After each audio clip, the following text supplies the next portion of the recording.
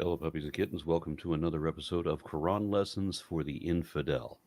Bogey, last week, I know that we were delayed a little bit. We were going to be doing Surahs 61, excuse me, 64, 61, 62, and 48. We did 64, right? We did 62 too. We did 62. So we did 64, 61, and 62. Yeah, All what's we left have is left. 48. Okay, well, we will jump to 48 then. Oh, And I will 48. defer. Okay. I will defer over to your notes, sir. Yeah, because I do remember talking about defending the donkeys, remember? Infecting the donkeys. Defending. Defending the donkeys. Defending the doggies. Yeah, Okay. the poor donkeys that got really maligned in 62. So I figured that would be a voice for the donkeys. All right. And then so we pick So up we on. will start with 48 now, and we continue to Surah 5, which is our schedule. I did not pick up anything significant in 48 up until 48:17.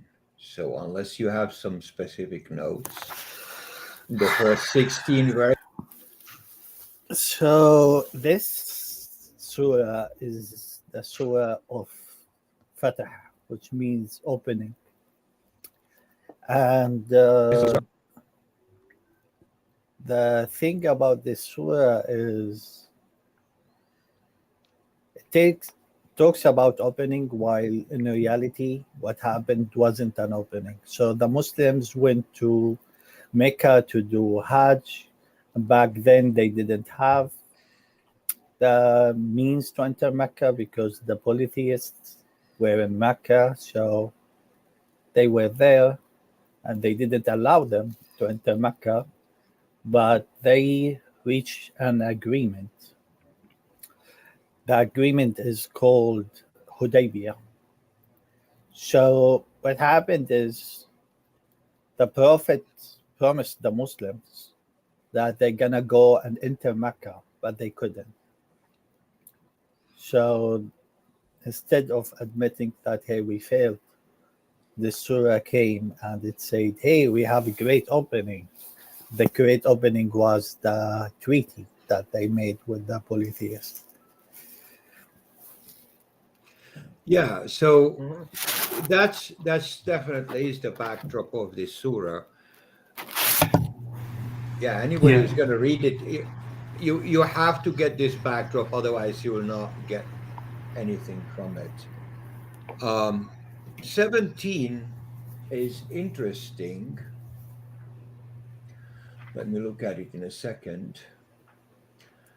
So 17 is a generic get out of jail free card for the mentioned categories of anything that resembles hardship, including going to war against the unbelievers. So the exemptions are generically um, the uh, the blind, the the limb, the sick. But if you obey Allah and His Prophet, you go to heaven.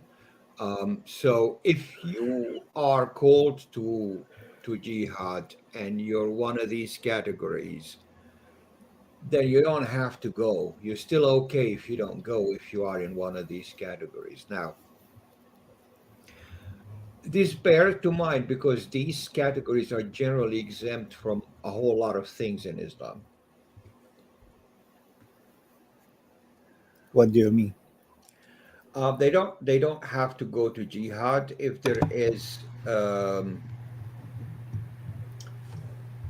are other duties they have to perform.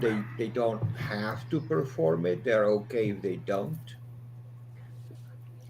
I find it a little bit strange to say explicitly that the blind can't find join the war. Yeah, I guess it was considered a pretty serious disability. Yeah, I mean, at a certain point, you can certainly fight even when blind. Um, Well, they still can read Quran for the fighters, right? Correct. And at a certain point, like if you are going to man a trebuchet and you're not the one aiming it, you can pretty much load it every time it comes back empty to you. So, like you can do a lot of fight while being blind, no problem. I would look at this and say, so what about the deaf? Like you can't hear the command to charge. How are you going to fight as a unit? You'll be on the third line and wait until the one in front of you start charging, and you just follow. Right, just get pushed into it. Okay. And the thing is, the reason we have a lot of like question the excuse for the blind, because Muhammad had a couple people who were blind that followed him, and whenever the question came up, they would be like, "Hey, what should we do?" One of them asked him, "Should I go to the mosque at night when it's too dark or stuff?" And he can't reach the mosque in time for the prayer because he will hear it, and then he will be stumbling around trying to reach the mosque. So he asked him if he could go there, and he said in the beginning, he said you could pray at your home, and then he said if you could hear the prayer, he called him back in and he said if you could hear the prayer, then you could go to the mosque, just follow the sound basically. um and it seems like the situation whenever we come up in the Quran or even in the Hadith, it seems like the same guy, he asked him, what should I do? I can't fight. I can't see to fight.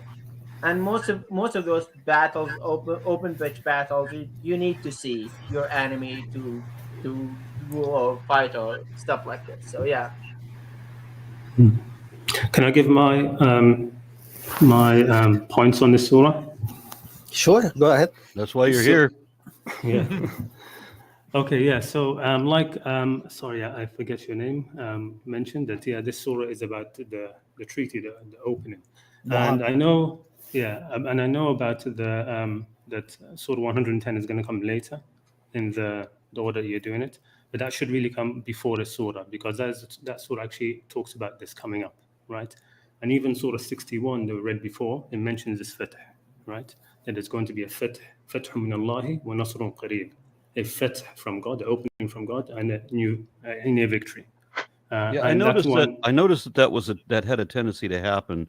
That when we switched to the order of revelations, there were things that didn't that there would be surahs that would show up after the things that they were talking about. Yeah. So I could tell that things were out of order, but as I don't know how they figured out what order that should be. Yeah, I mean, it comes from narrations and stuff like this, rather than from looking at the internal structure of the Quran. And the surah you're going to be reading next, Surah 5, it's obviously the last surah. It mentions the Hajj. It's basically talking about the pilgrimage. And, that was the last year of Muhammad's life, the pilgrimage. And that surah also says, today I have completed the religion for you. So it's definitely the last one. It's not Surah 9, which is the last one, which references the expedition to Tabuk, which happened definitely before the pilgrimage. Anyway, that's just the point. So of course here, I've got my notes there. I mean, I put them in a link on the private chat. Maybe you can put them in the normal chat. I don't know. But instead of going through everything that I want to say, of course, anybody who wants to read it can read that. I just want to mention a few points of interest. The first one is that yes, that the fath, it's called the opening, right? And it's significant from, of course, the Islamic perspective, that the opening in the Quran, the opening is a treaty, it's a peace treaty. Okay, it's not a battle. It's not the conquest of Mecca. It isn't the Battle of Badr. The thing which is called the opening, and after which, in glowing terms, is mentioned to Muhammad, so that he may forgive you your previous sins and future sins, and help you in a mighty way, etc. And a lot of sort of things are being said about that. It's to do with the peace treaty. Okay, a peace treaty against who? Against those whom were his persecutors, right? The Meccans, whom he had fought against all that time. And it was a 10-year peace treaty, which was lopsided. So there were conditions in there which were against the Muslims, which were unfair, but he still accepted it. and in fact there was almost a small mutiny. My friend, it wasn't a peace treaty. It was just a ceasefire, which is different. No, it was a peace. Because, when you say for this period of time, that means, okay, we are not going to fight until we get at a specific time. So I cannot call this a peace treaty. I can call it a ceasefire. Okay, a ceasefire, okay, in which there was peace for 10 years, right? But that's called a victory. For 10 years? Yeah, 10 years. Well, see, I read it very differently, that the treaty was that they couldn't go into the city this year, but they could go into the city next year. That was part of the conditions, yeah. But it was a 10-year. And so they were going to use that to their advantage to be able to conquer the city next year or over the next couple of years. That's, of course, a cynical view that's being given. There was no need for him to enter into agreement like that if he wanted to conquer. They were already at war. They were already at war. Why make it? My friend, my Quranic friend. Okay. Khalid, remember? Yeah. Oh, okay. Khalid, okay. I have studied like early Islamic history, and I have never seen any example where we can say that Quraysh or the Meccans were against of the diversity of religious beliefs, because there were monotheists already in Mecca, but only because Muhammad wanted to destroy their tradition. Only then, they get mad at him. But it wasn't a real. How did he try to destroy their tradition while he was in Mecca? What did he actually do to them? Yeah, okay. Did he persecute the thing? Did he get his followers to attack anybody? What did he do? It was words, right? He couldn't, because they would kill him, of course. Exactly. And eventually they did try to kill him. They killed some of his followers. It was persecution. They boycotted them for a number of years. My friend, all this persecution, all these stories are made up because they are written by the victorious, you see. So if I am the victorious side, of course I will show the stories the way I want them to look. I have the same view, okay? And the victorious in the end wasn't Muhammad, it was the Umayyads. The Umayyads, when were the things written down? It was written down during the Umayyads' times and the Abbasids. No, it's true. I don't know why you're laughing. The Umayyads ruled. I'm laughing because you say that's the problem with your argument. You basically say, I believe that like what Muhammad did, and I believe it's true, and then you come in and you shoot down the middleman, the way you got the information. Yeah, look, so it's I'm not saying that everything. Look, in the end, yes, there was Umayyad influence. I mean, you can't say that there was no Umayyad influence. Oh no! Or do you think there was zero influence? No, definitely there was influence. The first seerah of the Prophet that was written, okay, at the request of one of the caliphs. Yes, that's the reason why a lot of people say that the specific stories that we get from the Sūrah and the Hadith are not accurate. So what the earliest thing we have is the Quran. So the persecution. Where is in the Quran? Where is in the Quran the persecution is basically talking about persecution. It talks about kicking them out of their houses after they decided to leave. Kicking them out after they decided to leave. That's because Muhammad had the treaty with the Medini people from Medina, and moved there. And then the surah started talking about and those who fled to the people who kicked you out, and those who had to flee to Abyssinia because of the persecution. How do you know? Because we don't know about it. It's in the Sūrah. It's in the Hadith. Well, that's also it's all written by the Umayyad 200 years later. The treaty, what you said also is also written in the Sūrah, correct? Yes. That it was after that they decided to leave. That's what you said. But the Quran talks about the Quran doesn't talk about it until after. No, but how do you know it's after? That isn't in the Quran. Because the Quran refers it in the past. Well, it says Yeah, those you who are- understand? You understand that the past tense? No, The but Quran talks listen, about it in the past tense, so we know it's Yeah. after. after what? After they left Mecca.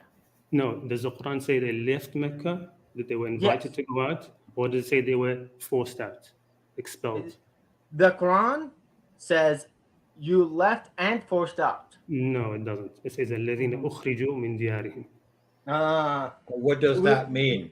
That means those who were forced out. أخرجوا, Forced out. So they did leave, didn't they? So those who Forced past out. tense were But- forced out. Yeah. forced out. Those who were forced out of their homes. الذين Right. أخرجوا من Past أموالهم tense. وديارهم. Yeah, Yeah, okay, and then- past tense, but they were yeah. forced out. I think that's the point that he's talking about. He's saying they left. Khalid, just a moment. They were forced out. But who is saying that? The victorious. Okay, yeah. Right? I mean, okay. So, I mean, now we're going to get into like tricky water. I mean, where do you want to talk about the history? I mean, you're given a history, okay? You're given history. You are given a history that is written by the victorious. Again, like That's which it, history are the you history. talking about? Are you gonna say that the Quran is the history? We're going to take the history from the Quran and ignore everything else? Well, That's what you're What else doing. would we ignore? That's No, what I don't. That's that not was what the I do. I was historians- actually no. I'm actually saying what any person working in Islamic history in academia will tell you that that's what happened. Okay, it's not something I'm So No, they will now tell you we- that's what I'm they talking- were. Hold on, I have a question. You said, they will, are we just going to go by the Quran and ignore everything else? What else would we ignore? the narrations, the traditions that were written later, the biographies, The hadith. yeah, the hadiths basically, the hadiths and narrations, and of course they were all written much later, but that's basically Even though we know a lot of them cannot be true. yeah, a lot of them cannot be true. We agree on that. But why are we taking the body of it when we know it cannot be true? So there was a No, I question mean- from the chat I need to ask. So Prophet Muhammad asked the question, says if Quranic Islam only knows or only uses the Quran, how does he know what the correct order of the Quran is? He should be relying on their narrations. And I would like to add to that, the reason I wanted to read that question is because you said it should be in a different order. I found one online and it didn't seem to be contested. So if you can show me a link to a different one, then maybe I will reorder my book accordingly. Just to answer his question before, I mean, I don't want anyone to make a mistake that I don't reject all narrations. I don't do that, okay?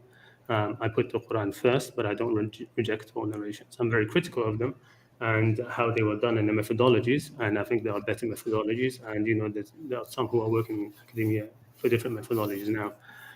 But in terms of the order of the Quran, if you're going to reject all narrations, just try to reorder the Quran from itself.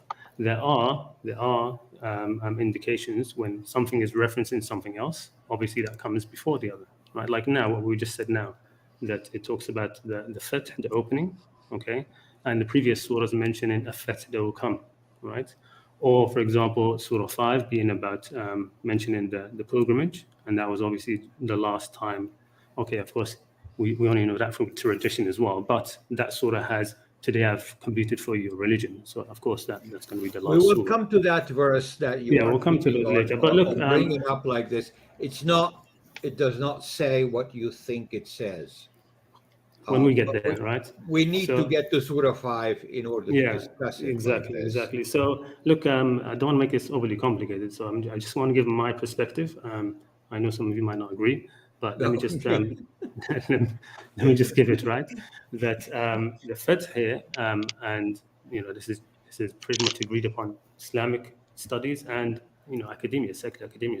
Right, It so- was the Treaty of Hudaybiyah. So Okay. a year earlier, Muhammad and his followers went to Mecca to do the pilgrimage because why wouldn't they, right? Hmm. The Meccan people, Didn't he have a dream? they said, no, you're not bringing your people here doing your stuff with the Kaaba. You're going away. And they were ready to fight him off. So they made this deal that they would not do the Hajj that year, and they will come back next year to do the Hajj. Yeah, that's And right. that was indeed the agreement. Now we are about the next year time mark. This happens a year later after the previous surahs that were talking about, oh yes, it will be okay. Don't worry about this deal.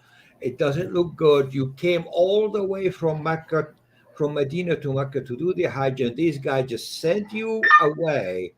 And every Yeah. Muslim with Muhammad were very angry. They wanted to fight.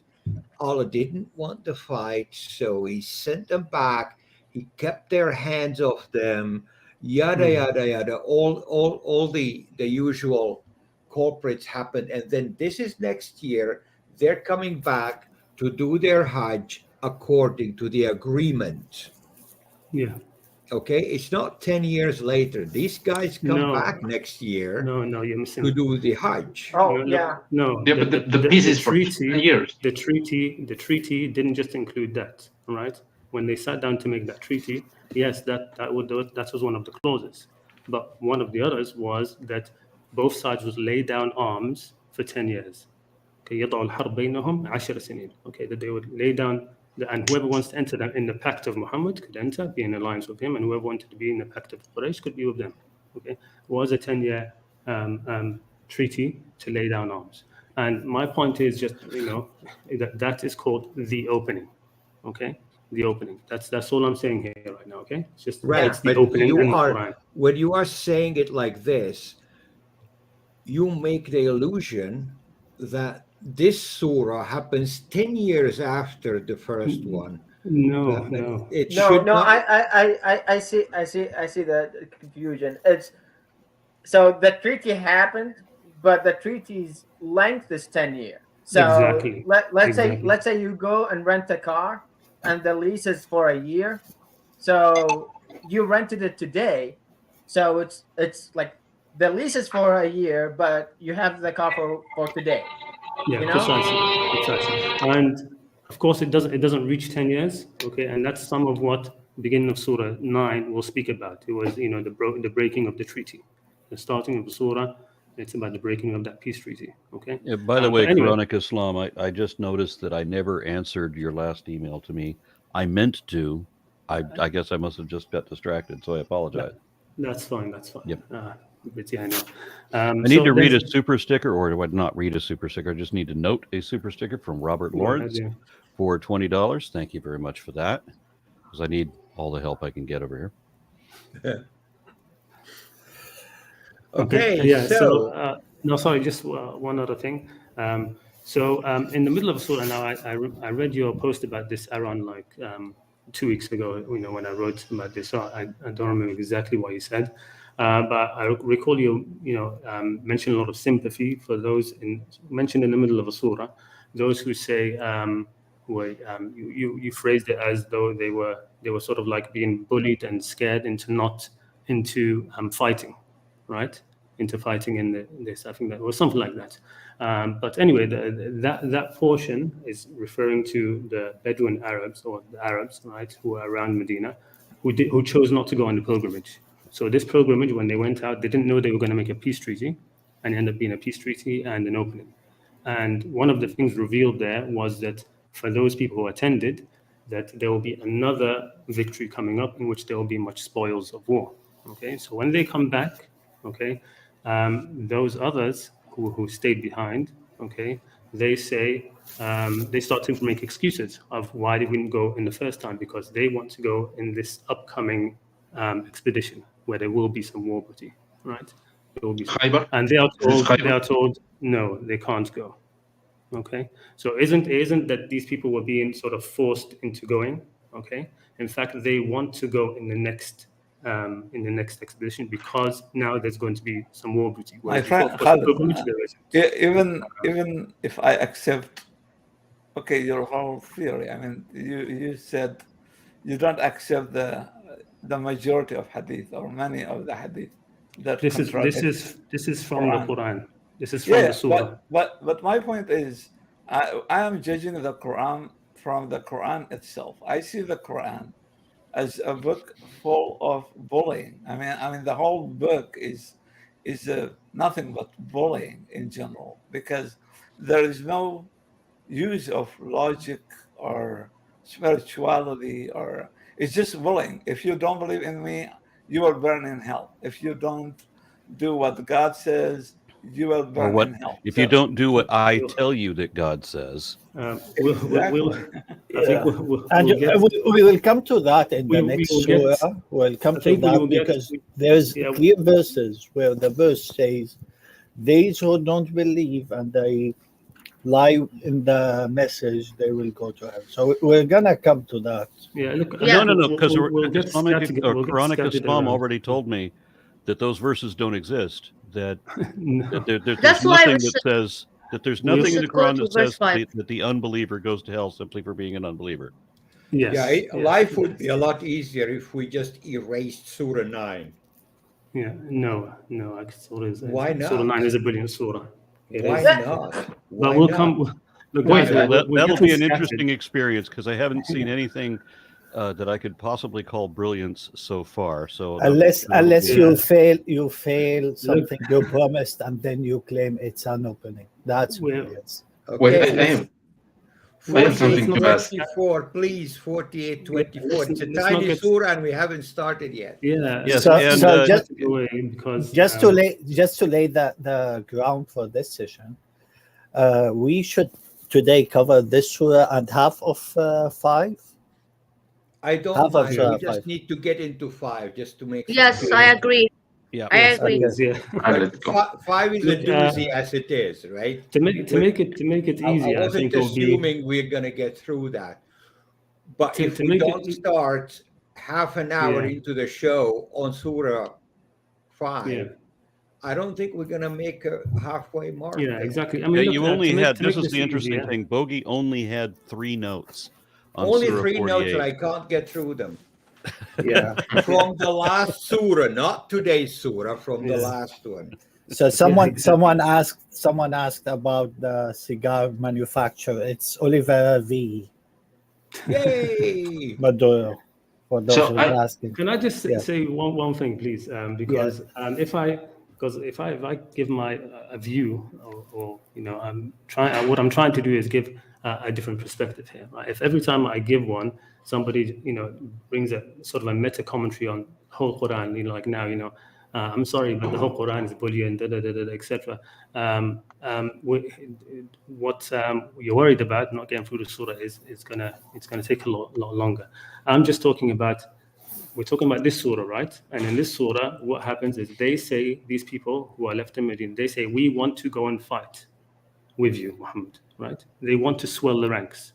They are told no, okay? And the reason is because you guys, you're obviously just after war booty. That's all you want. Okay? We're after That's what? all. The war spoils. Sorry, spoils of war. I said The booty. spoils of Bible. Okay. So you're Yeah. talking about the people back then. No, yeah. So in the surah, it's talking about these people in the middle of surah. I don't know if you remember, because of course you wrote about this a few weeks ago. But in the middle, it talks about some people who basically they didn't go on the expedition which brought about the opening. Okay, so the peace treaty. When they come back, the Quran basically says they will say, "Let us come with you in the next thing." And they are told, the Prophet is told to tell them, no, you can't come with us because all you want is spoils of war, right? So Only those now who- the only spoils those- of- No, So Wait, now not only the that. spoils of war are coming next time. They Yeah. want to take all the spoils of war and not give it to the yeah, other you people. can Hold look on. at it that way. You Or- can look let's- at it let's that be way clear. too. that's not the only thing that it says. It says that Allah said that those spoils of war belong only to the Muslims. Okay, that's not in the surah. All right, let's stick with the surah. It's a otherwise- clarification from Dr. Mustafa Khataf. So Yeah, it's I don't because know what- Allah says Okay. this belongs to us. Okay. Yeah, 48:24. No. yeah, Okay. The Quran gets the name of Mecca correctly here, which unfortunately brings up the discussion as why did it get it wrong in 396? Bika, when they But, say Why did why Mr. say- Quran Studies? Boris, Why Yeah, but why we It say didn't. it's wrong? It didn't get it wrong. There's Mecca, which is the city, and there's Becca, which is the valley. No, Becca means Please don't tell me this is the place valley where that mentioned in the Bible, because it's not. It's not. Well, if it is or isn't, I'm just saying that in the Quran, there's this that's a distinction. Okay, Mecca is the city. Okay, Becca is the valley. Can How- you Is the valley Said- verify? which- Can said you who? verify Said this who? in Google Maps? Can you verify this on Google Maps? What kind of question is that? No, I That's a can't. question. That's a challenging No, question. no, we can't. We can't Don't ask. antagonize, please, everybody. Don't antagonize. Okay. Here's what I wish this session to be. Okay, we Mhm. have secular people reading the Quran as is. Mhm. I will try to do my best to mention the Islamic view about it. We have Quranic Islam, Mr. Khalid,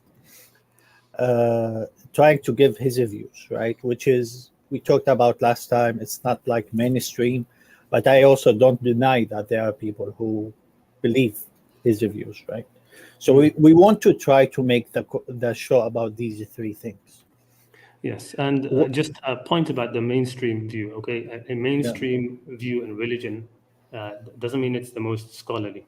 Okay, the orthodoxies of most religions, they develop, like our gentleman friend here says, the winner, right? The winner makes the rules. The victor makes the rules. Okay, Christianity believes mostly in the Trinity. I think most of us will agree here, not because that's the most scholarly thing to take from the Bible, but because of history. Okay, so just because I'm not arguing. I just have to say that because it's vague in the first place, you won't be able to say conclusively, or other people, that this is the correct thing. So I'm gonna give you an example when we reach Surah number 5, because there's a verse we were talking about before the start of the show, that cutting the hand at the opposite feet. And in the explanation of Ibn Kathir, it says it's 3 contradictory reasons about who these people who should recut their hands. Yeah. Right. So I can't and this is the people, the companion of the Prophet, were talking about this, and everyone gave different reasons. And when you see, I understand there's part of antagonizing, but also it all boils down to, we can't pinpoint one of you and say this is the correct one, because the text itself is vague. I accept that. I accept what you're saying. Okay. The last point I want to mention, it's an interesting point. It's just that the last verse, of course, it gives this method, right? This sort of comparison of Muhammad. Yeah, sort of. It's basically talking about Muhammad and those with him, right? And talks about their method, their parable. I don't know, their similitude in the Torah and in the Injil. I just wanted to mention on passing, it's got nothing really much to do with this surah itself, that the interesting fact is that the Torah in the Quran is never mentioned as being revealed to Moses. Moses and the word Torah never come together in the same verse in the Quran. I just thought that's because you always find, of course, that Muslims will say that the Torah was revealed to Moses, right? So what's the book? What's the book of Moses? Yeah, no. Moses was given alwah, according to the Quran's tablets. He was given tablets, all right. And the word kitab, when they say, he was given the kitab, okay. Kitab is a very general word, all right. It's a general word. It comes up a lot, and even in now there's a lot of early Islamic inscriptions being found around Medina and Mecca and these places, and somebody would write something, a very short phrase, and he will say, "Kataba hadha al-kitab," so and so. The person who wrote this kitab is so and so, right? So Torah, according to Islam, whose book is it? According to Orthodox mainstream Islam, the Torah was given to Moses. That's right. But in the Quran, you won't find that said that explicitly. Like it said about the Injil, that was given to Isa. The Quran never says that to Moses we gave the Torah. And does it say it? Does it say it in Hadith? I'm not sure, to be honest, about that. So just to clarify, why I'm asking these questions, right? Mm. I know you are some of these people who believe some of the hadith and reject some of it, right? But my view about this is twofold. First of all, again, I'm trying to represent the Sunni Islam as I understand it. The thing I practiced for 25 years. And I know there are certified books and authenticated books for Sunni Muslims that they go back to. So the other thing about your view, in the entirety of the Quran, it doesn't say how it doesn't describe the prayer. It doesn't say there's 5 prayers. It doesn't say how many rak'ah there is in each prayer. It doesn't describe how you pray. Does that not make you think how fragile some of your views are? Because you are cherry picking end of the day, right? Well, no, everybody who made a book of narrations and said this is authentic, they were cherry picking. They were choosing what they said is authentic. All right. Now you can decide, okay, I will trust Bukhari and that everything in there is authentic. I don't. Okay, you can say I trust Imam Muslim, everything he says is in there is authentic. I don't. Okay, and even they themselves, they will not say when they say something is sahih, authentic, that it means 100% true. So when Okay. you pray, do you pray or not? Yeah, no, I pray. I pray the standard 5 prayers. Okay. Where That's- where do you where Where did you base get it your from? yeah where do again, you base this from? I'll answer happily, but we're straying here. I get it because that's just the tradition that was handed down generation upon generation. Okay, it doesn't come from a So narration you from don't hadith. you don't really have other references to that, do you? No, I mean it doesn't come from a hadith. You cannot actually recreate the way we pray from hadiths. You can't. Actually, we do. So We have hadith about how to pray in Yeah, Shia references. We not have the deep. hadith. I don't know about Shia references, to be honest, but I do. in Sunni Islam, okay, you cannot recreate the salah as we do it exactly, okay, purely from hadiths. It can't be done. Actually, Most of the there hadiths- is. So- let's talk Okay, but what, okay, what let's if, talk. what if But again, everybody is praying wrong? I started a war here. Okay, Yeah, let's we're talk straying, about exactly. wudu. We're gonna come to this, so we're gonna put this discussion on hold. Gonna Yeah, remind you put it on about this hold, when yeah. you reach the next surah because it Yeah. talks about evolution, wudu, Okay. and when we come to that, I want to see if we can agree on the definition of wudu because I almost had a headache reading this surah today. Right, so let's keep going. I want to keep the ball rolling. I'm sorry Yeah, for like I said. but Yeah, like I again, suggest I'm happy. I'm happy because we have you here because we want someone like we don't want to be an echo chamber just saying what we know. We want someone to challenge us on our beliefs, right? And Yeah, I mean, that's an again, important like thing.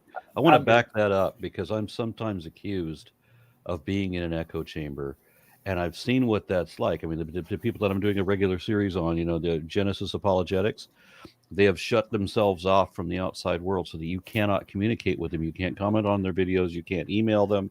They don't respond to Twitter or Facebook.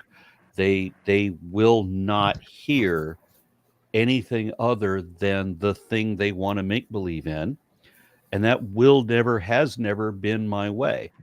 I want to know that what I'm saying is justified, and if it's not, I need it to be tested so that I can see that it's not, so that I can change my mind. Yeah. and I and mean, I extended the hand. It's not my show, but I extended the hand to someone who's a Muslim believer, and asked them in their YouTube comments to come to this show because it's the same thing, right? Yeah. I have my views about Islam, being a Muslim, and now I'm an ex-Muslim, and I look at them, and when I look how I used to look, it's disheartening to me because I used to like today I was reading the Surah number 9, number 5, and I was like, did I used to read this each month? And I have I no clue agree. what it is. I It's agree. Yeah, disheartening. I So I suggest don't we want to just be. uh, Yeah. Yeah. Sorry. Go So ahead. look, I mean, Like, look at this discussion. Could there how be we a went. day? Could there be a day in your life when you read through Surah 5 and find nothing objectionable whatsoever? 5-5. Just 5 look at 5. just look at the tafsir. you understand that there's no way this could happen ever. So again, I'm sorry I took a lot of time. Yeah, I mean, I want to double down exactly on Aaron said, and I really, I would recommend, or I would really like to see you speaking to, inviting somebody on. There's a lot of academics working in Quranic studies. I actually mentioned that in the email which I sent. Maybe Khalid, we'd have somebody on who could speak on my that. But friend, anyway, well, I just want to say that, like I said, like from just me mentioning that. Moses is not mentioned as having received the Torah in the Quran. We're going into this very long discussion, and that's the sort of thing if we can my friend, focus on the Surah more. Khalid. Because the interesting thing about it, just one thing, sorry, before it slips my mind. Yeah. Because the interesting thing about that point is why would that be? I mean, Muhammad went, of course, to Medina where there were Jews, right? So why would that be sort of excluded? It seems deliberate, okay? That Moses is mentioned how much times in the Quran? Moses all over the Quran. Because he's so And the bad, Torah- wants to have the Jews' treasures, and he wants. First of all, he at the first of the Quran, he wants to imitate Jews in everything. Then he wants to have alliance with them. They refuse. Then he turned on them. That's Okay, if no, you read the but- Quran, you will find this. Okay, no, but again, why not mention that Moses received the Torah? That's Okay, just that's a irrelevant. question. That's irrelevant. Let's I say mean, there's no Torah, there's no Moses. That's the least irrelevant thing the most irrelevant thing in the Quran. Okay, Yeah, let's focus on today's Surah. Let's just. I think it's let's an just interesting thing. let's I mean, it's just put this interesting. Try in not context. to talk over each other, please. Yeah, I mean, I just think it's interesting historical thing. I thought maybe some of you would be interested in it, but it looks like clearly not. So, Yeah, Okay. maybe we'll talk about it later. Let's start with Yeah, verse- let's with talk Surah about it 5. later. Okay, Before we go to Surah 5, because I want to ask Quranic Islam a question. So you were speaking about these tribes or these people that they wanted to go for the spoils of war, and Muhammad told them, "You cannot come." Now, in the next verse or the next half of the verse, it tells them, "You must stay and fight people with great might." yeah, Who it says, is he "Will be-" referring to? Yeah, that's right. So it says the next verse, right? So continuing on from that, because they were saying, "Let us come and fight with you now," all right? And it says, "No, okay, you've shown yourself to be just wanting to be spoils of war, all right? Wanting just the spoils of war." So in the next says, "Okay, you want to make up for that, then you will in the future be called upon to fight against the people of great might." Okay, and I think, Which people?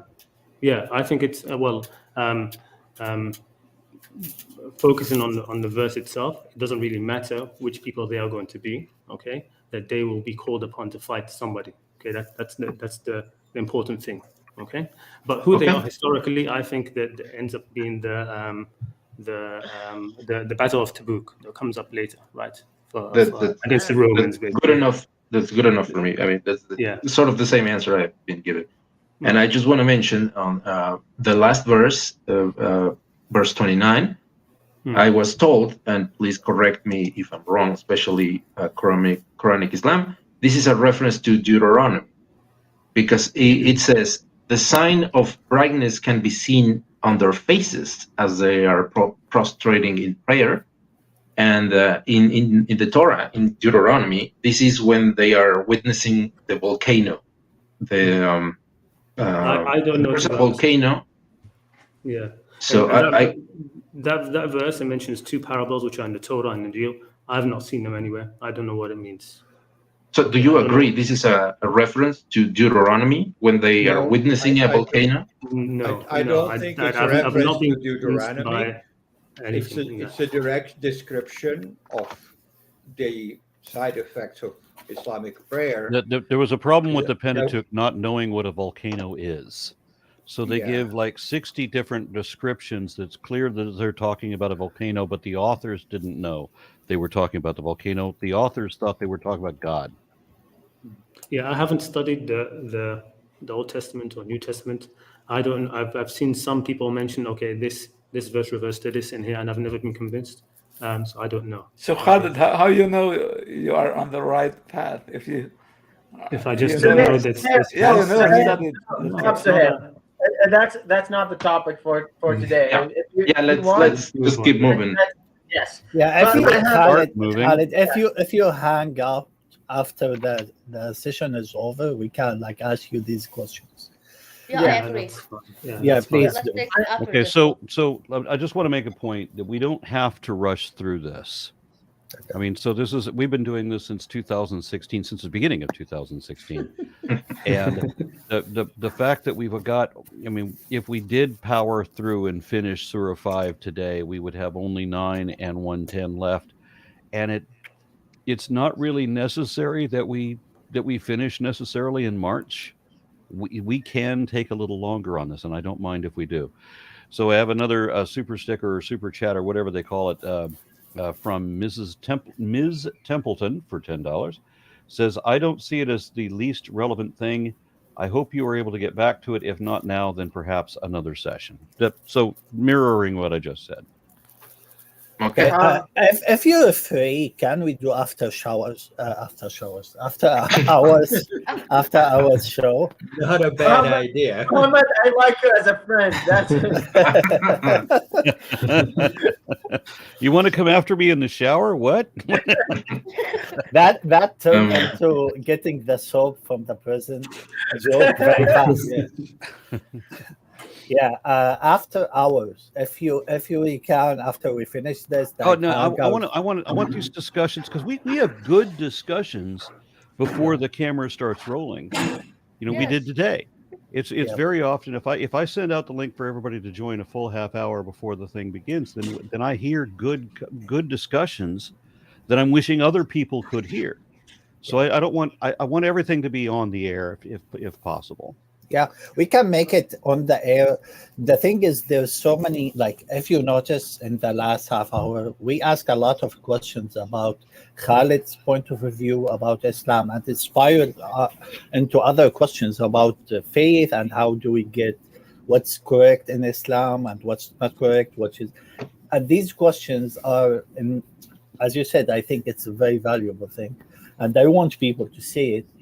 But in effort to maybe cut this thing and make it just relevant to discussing the surahs, I was suggesting maybe we do another show after hours, after showers. After shower show. show. I like it. And we talk about this because I think there's so much to be talked about. Not and necessarily Quranic Islam has invited me to do a show where he picks a surah and he and I both read through it. And I'm completely down with that. He thinks that I will come away with some kind of respect that as if there could have been a possibility that the Quran was actually dictated by God through Gabriel to Muhammad. There is no such possibility. No, that's not the possibility. Entirely born of the mind of Muhammad, and that's it. Unless Muhammad isn't real, in which case Muhammad is made up, and this is madness born of a collection of men. But it is madness, and that's the only. And eventually, Quranic Islam will figure that out. Okay, but that isn't what I'm trying to get from them. And also, I'm saying that please choose. You also choose a short passage, something short that we can actually. No. You choose the surah because it doesn't matter what it is. No, I will choose it, but I also want you to choose the worst one. Okay, then I mean, how about hold on a Surah second. 2? There's too many people talking. Quranic Islam. What'd you say? Yeah, I was because my suggestion was I choose one surah or short passage, and you choose one short surah or short passage as well. Just so it's not just me picking, but if you're happy with me just choosing one surah, it's fine. It really doesn't matter. I don't need to be strategic about this. Okay, brilliant. Yeah, that's fine. I have a note on ayah 16, when they talk about the people left behind and they're gonna fight the great army or the great foe or whatever. Are we still in 48? 48. Yes. If you 48. have something to say, I would like to hear it. If Aaron doesn't mind. See the stipulation that when they're gonna fight them, and there's two results out of it. It's either they're gonna fight or convert to Islam, and that's the options on the table. You either fight, convert to Islam. In this ayah, there's nothing else. Yeah, it says either they will fight or here it's surrender. Obviously, I mean either they will تقاتلونهم أو يسلمون. I was told this might mean the Romans or Persian. Yes. I mean, when you fight against people, there's two options, right? Wait. You either beat them, or they surrender, or they beat you. It's Yuslimun. So yeah, Yuslimun. What do you call a Muslim? It's a Muslim. You can say, yeah. Okay. So it's either convert to Islam or die. I mean, you all know that Islam means, like, as they say, submission or surrender, right? Okay. Yes. So if you were going to say fight them or they will surrender, how would you say that? Like Yuslimun. It's Islam. Right? There's a word. Yastaslimun. حتى يستسلمون. Yes. Islam. It doesn't have to be yastaslimun. I mean, it doesn't. It can be yuslimun. It has to be. It can have to be. I mean, if you are going to give up the fight and say, okay, fine, you beat me, but I will not encompass your ideology, right? Yeah, how can you? Let's think about how unfair that is, because I made a comment on this in this surah, that you have these people that are being dominated. You have this cult that takes over everything and has control over what you can think or say. So you can never express a thought, a true natural thought in your own mind, because you have to be under a controlled belief system. I can't imagine anything more horrific. I would rather death. Yeah, that's the point that was mentioning, that you said that these people you're having sympathy for, you're speaking about in that kind of way. These are the people, right, that I'm talking about here. They're the ones who did not want to go to the pilgrimage. Nobody forced them. When the Muslims came back, they gave excuses because they wanted to go on the next expedition because they wanted the spoils of war. They were told no. Okay, all right. So or maybe they were afraid for their lives. Afraid for their lives for what? They've been told.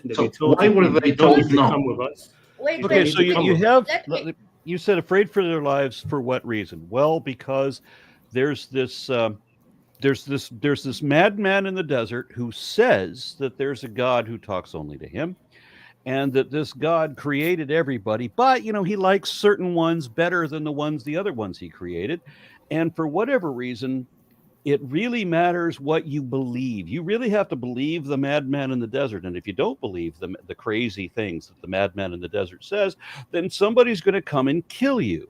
So you have to pretend to believe the crazy shit that comes from the madman in the desert.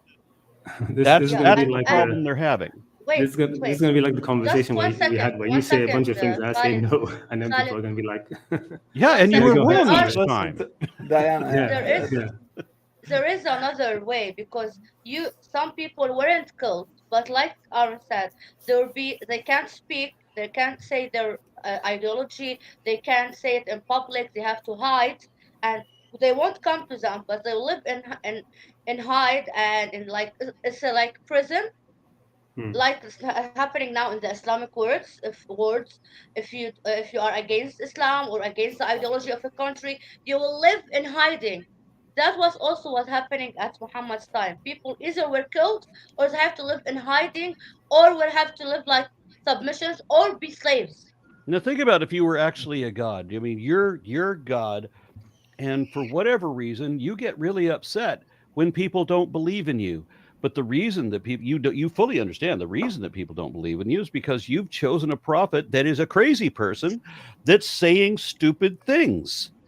And so that's why nobody believes him. So maybe you as a god, you being the ultimate intelligence, would maybe not send a crazy person to say stupid things. Maybe speak for yourself once in a while, and that would be more helpful. Well, and why would you care whether people believe in you or not? What difference does it make? If they don't believe in you, that's your fault.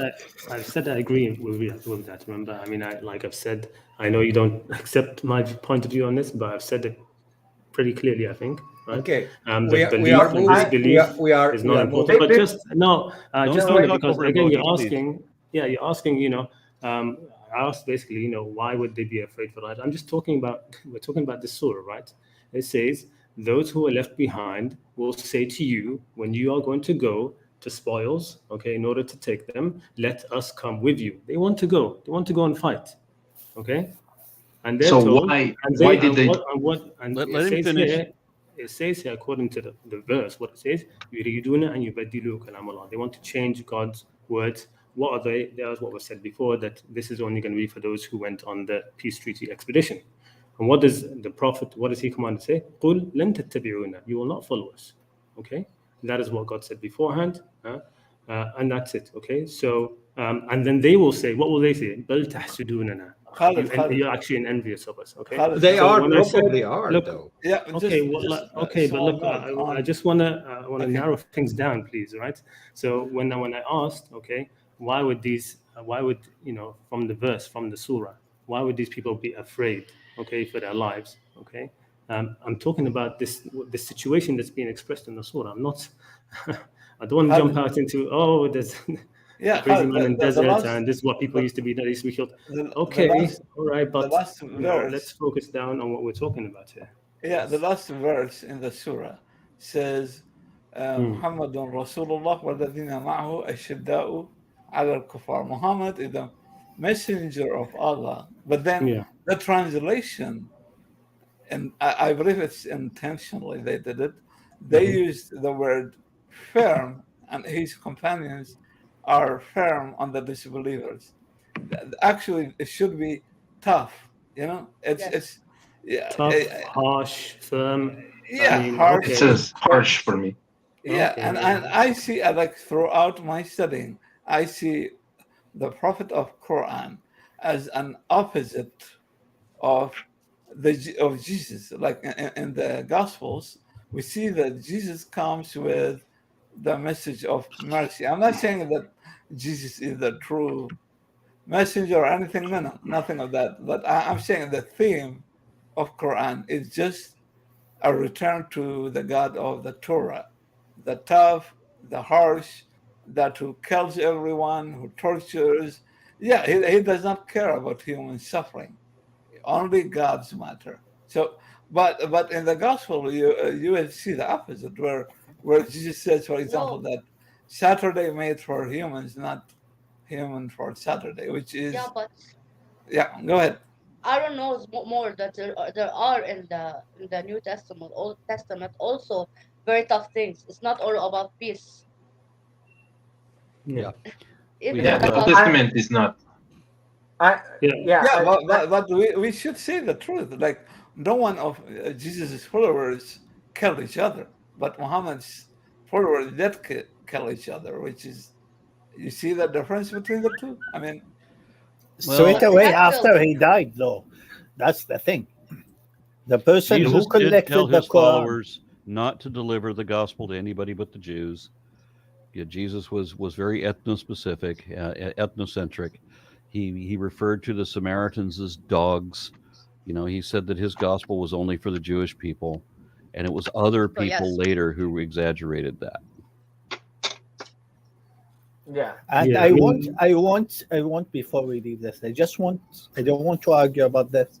I just want you to think about this, Khalid.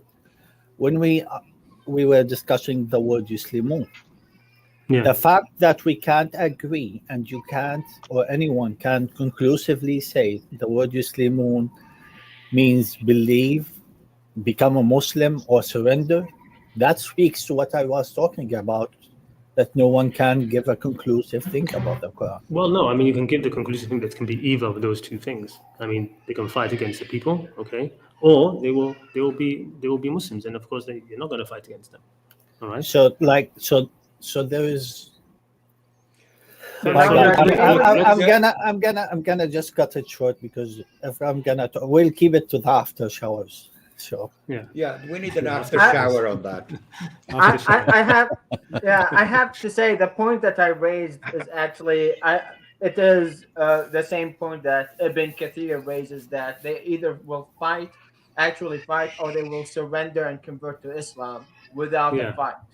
Yeah, so, I mean, I agree that the expansionist Muslim empire that developed did have this. Sorry about the noise in the background.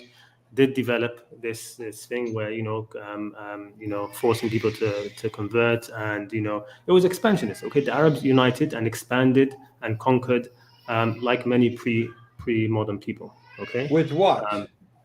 What do you mean with what? With power. What did they conquer with? How did they expand? Let's everybody. I understand we have a disagreement and everything, and that's fine, and we will have venues for this. but I don't want everybody to grill this guy. Okay. Yeah, let's just focus on what's on the surahs. Yeah. Okay. Is it true? Is it not true? I have to say, someone like Quranic Islam for me is very, very interesting, because you, as someone who's an ex-Muslim, I'm used to hear the traditional Orthodox version of Islam, both Sunni and Shia. But when you find someone who is open and willing to talk about their own belief, and they are in like not in opposition, but they don't go with the like traditional Islam views. It's really interesting. It's like, I want to know. I don't know if we'll talk about it later. Maybe we'll find a way to have a show with the. Yeah. Thanks. Yes. Surah okay, and we're moving to Surah 5. Okay, we'll move. I have a note on verse 3 of Surah 5. Oh, Quick note. Are we on Surah 5 we now? haven't gone there yet. Yeah. Okay. We're not. We haven't. We're just starting. Any last word in Surah number 48? Yes, I'd like to say that it sucks. Okay. No. That goes for everything. Just wait I for mentioned 5. what I wanted to mention. All right, Surah 5. This Let's surah move has on. 3 abrogations. Yee-hee. One of five- them, they say it's controversial, so to speak. Well, they're all So- controversial. We'll get to it. We'll get to it. All right. 5.2 abrogated by 9.5. Of course, it is abrogated by 9.5. Yeah. 5.13. Which came earlier. Well, I wouldn't stick my neck out for that.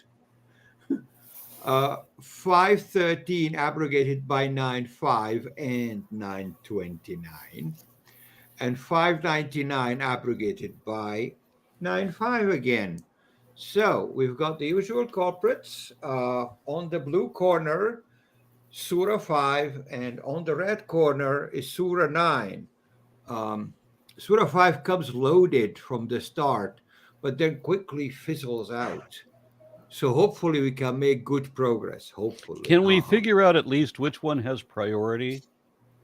Yeah, which one? Islam said that Surah 9 is talking about things that happen in Surah 5, and so that they're out of order, and that Surah 5 should be the final. So how do we know that? According to the traditional Islam, Surah 9 is after Surah 5. No, actually, the majority. There's differences, of course, in opinion, blah blah blah. But the majority do say that Surah 5 is last. Can They you do say that. can you But the present Quran that is so opinion? clear. Yes. I mean, it says it's clear all the time, and we can't even Well- tell what order these things are in. The Again, other it's thing, the the narrations. other thing is how do you know that which one is abrogating which, right? The verses have to speak about the same subject, right? Agreed? Yeah, agreed. Right. They have to be chronologically at different times. They kind of have to be, unless Muhammad can speak multiple things at the same time. Maybe he can. We don't know that, right? Well, yeah, Number certainly three. he can, because at the same time that at the same time that he's talking to Isaiah, he was also talking to Buddha and was also talking to Zarathustra. So we have these same religions that are all starting up at like around 600 BC. So God has other prophets. He's just telling them all completely different stories. Oh, God is confusing. Indeed. So yeah, I mean, just the question about this surah. The other way you know which one is first is which one is after that in terms of chronological order, is that early Muslims, and you cannot hold up the argument that early Muslims didn't know which was first and which came after. That's just a ludicrous claim that nobody's going to believe you in. It's not a ludicrous claim. It is, and I tell you why. Because they agreed on a very few things, and one of the few things they agreed on when they collected the Quran on the chronological order.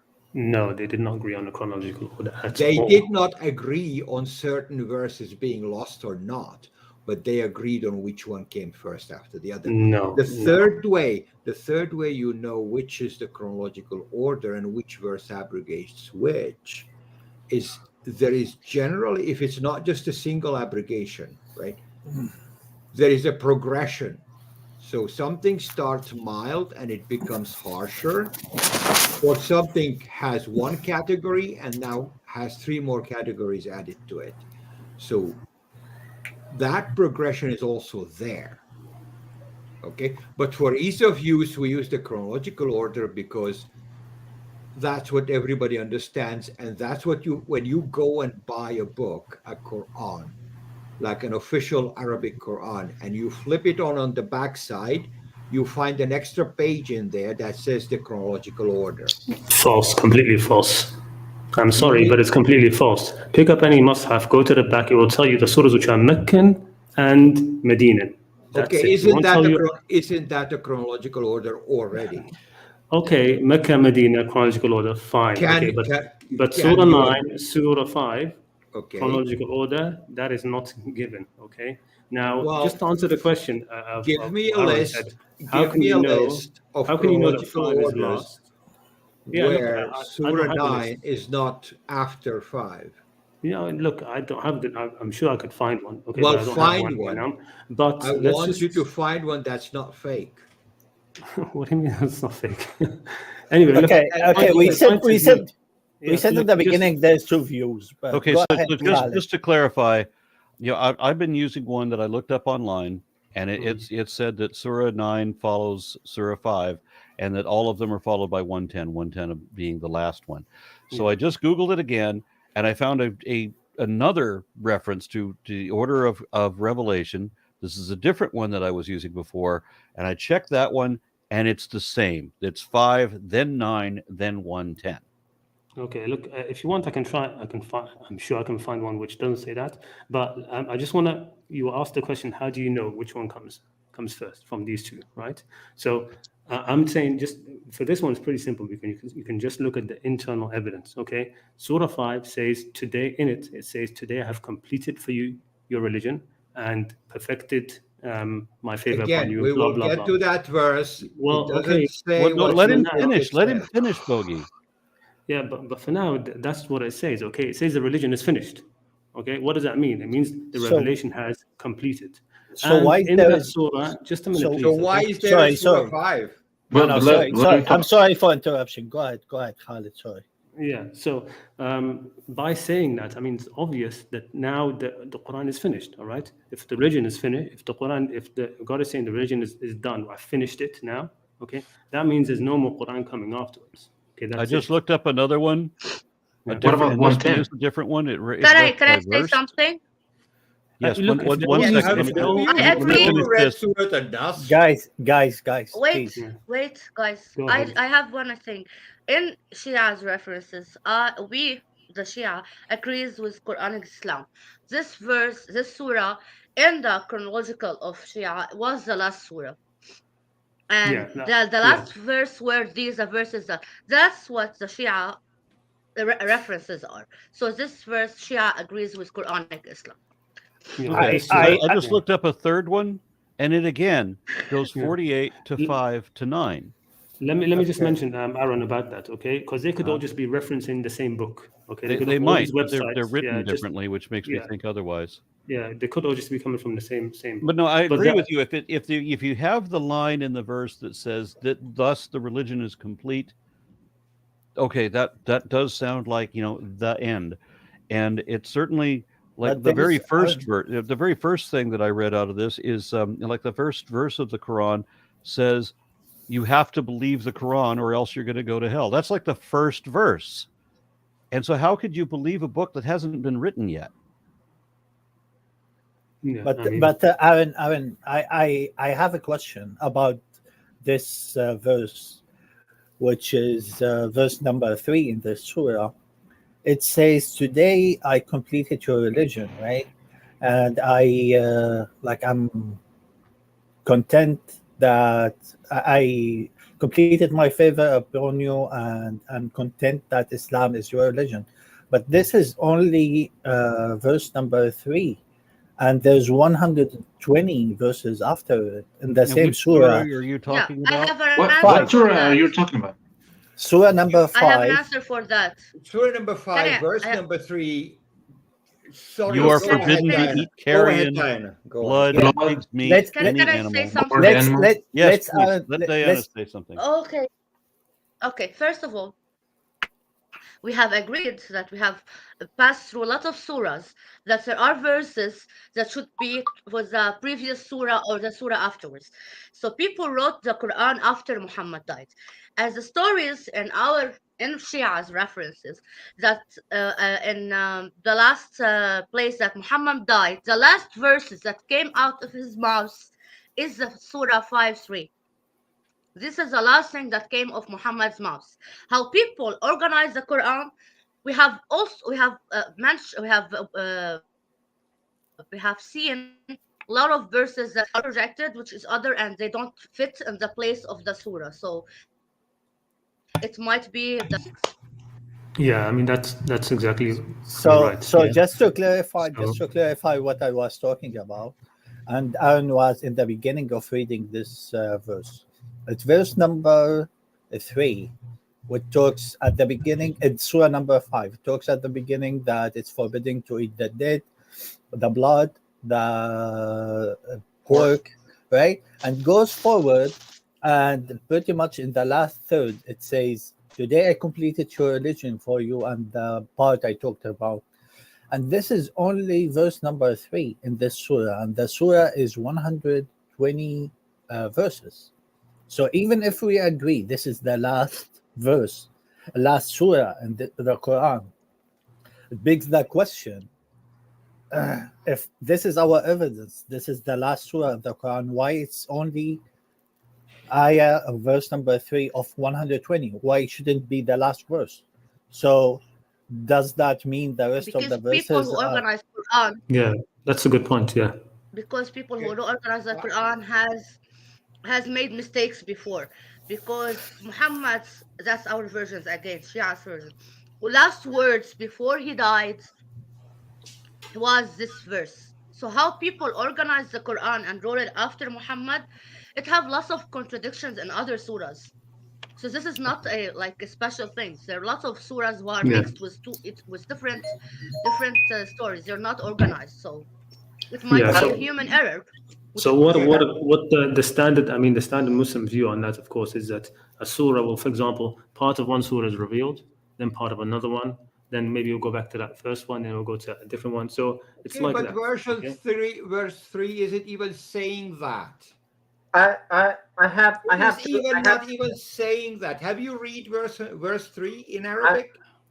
I Yes, have you want to me Yeah, to Read say it. read yeah. Go ahead, Bogi. Read yeah it first. Okay, I have Tell a us your note on point. verse 2 first, okay? we, 5:2, please read. Abrogated part is about do not let the hatred of the people who once barred you from the sacred mosque provoke you to transgress. So that was then. This is now replaced by 9:5. Okay, that's verse 5:2. Okay, now let's go to the sticking point. The sticking point of verse 5:3. 5:3 starts off. This is a legislative verse, but we have seen yes, this list of probation before, to eat items before I think. Even the slaughtered in the name of any other than Allah is not new here. This verse is just repeating previous edicts as they are exactly. That's why it is not abrogated, and it's not abrogating anything. It's exactly the same. Okay. So the kafir losing hope in Muslims ever joining them part is due to the show of force, numbers, and the expression of severe delusion while performing the Hajj. After a year from that treaty they had in the previous surah. Okay, here is the fine point that I'm trying to get to. it says you are going to do the Hajj.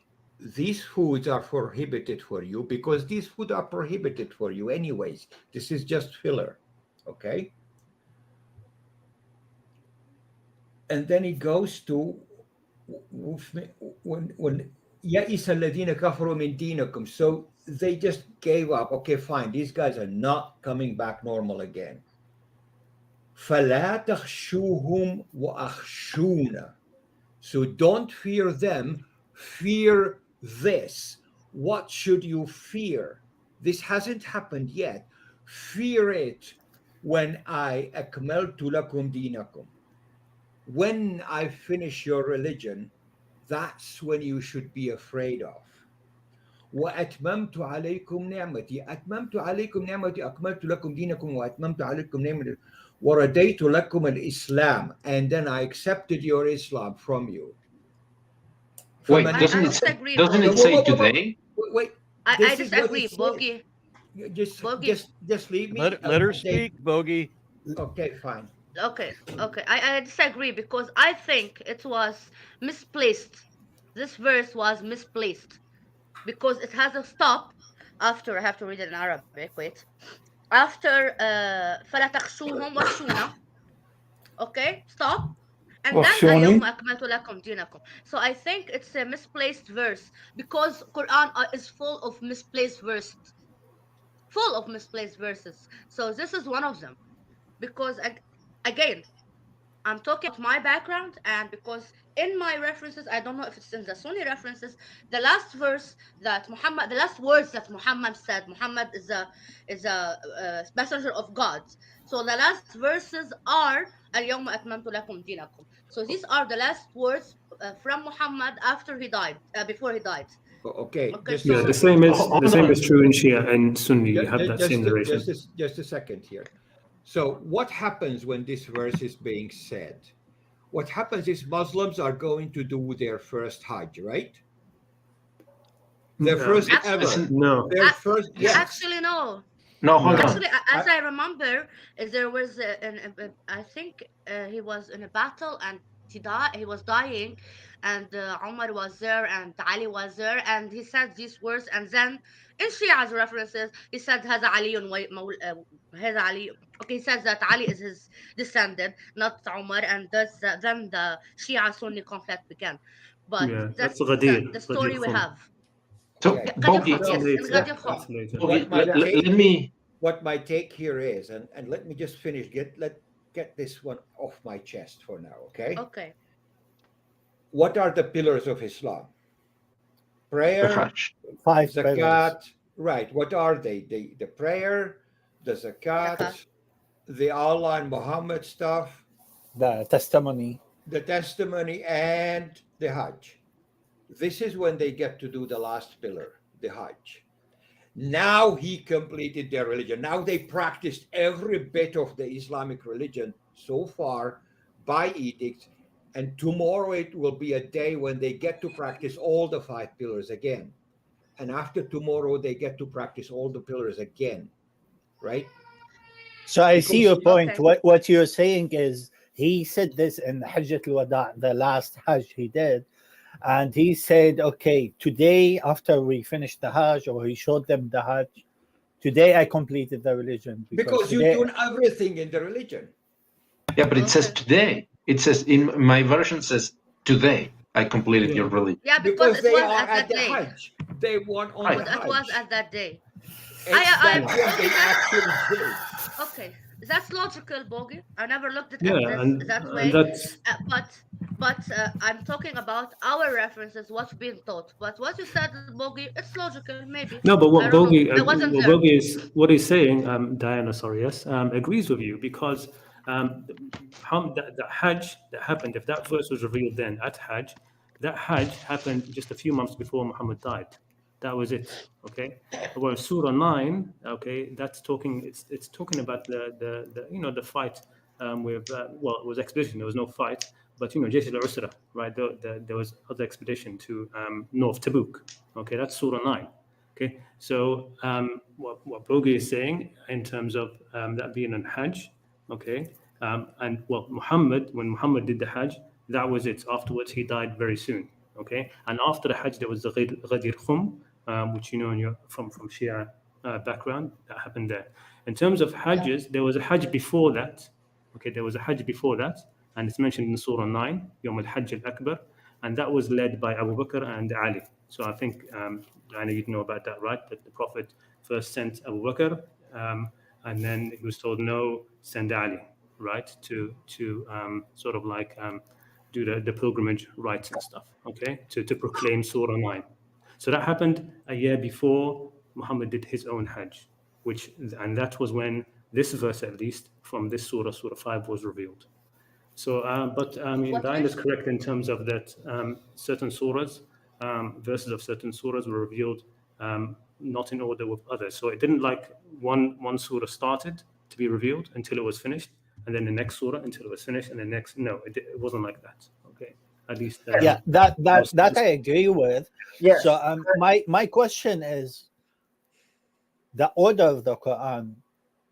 So what you said, Khalid, is, to my understanding, something that all the Sunni, I just want to be careful about saying all the Muslim Sunni, but like the Sunni view, a majority of Sunni view agree on that the surahs, they came on 23 years period, and they didn't come from start to finish, and here's some ayahs, but I think that the thing we're trying to reach is the order of the Quran. Who ordered it? Yeah, well, this started off with when Bogi was talking about the abrogation issue. I mean, I've said before, and I'll say it again just as a reminder, I don't accept abrogation in the Quran at all. But regardless of this, who put the order? Who put the order? Who put the order? I mean, you can, again, look, it's probably best if you speak to like the academics, serious academics discussing Quranic studies. They all say you can get the Quran back in terms of secular academics back to Uthman.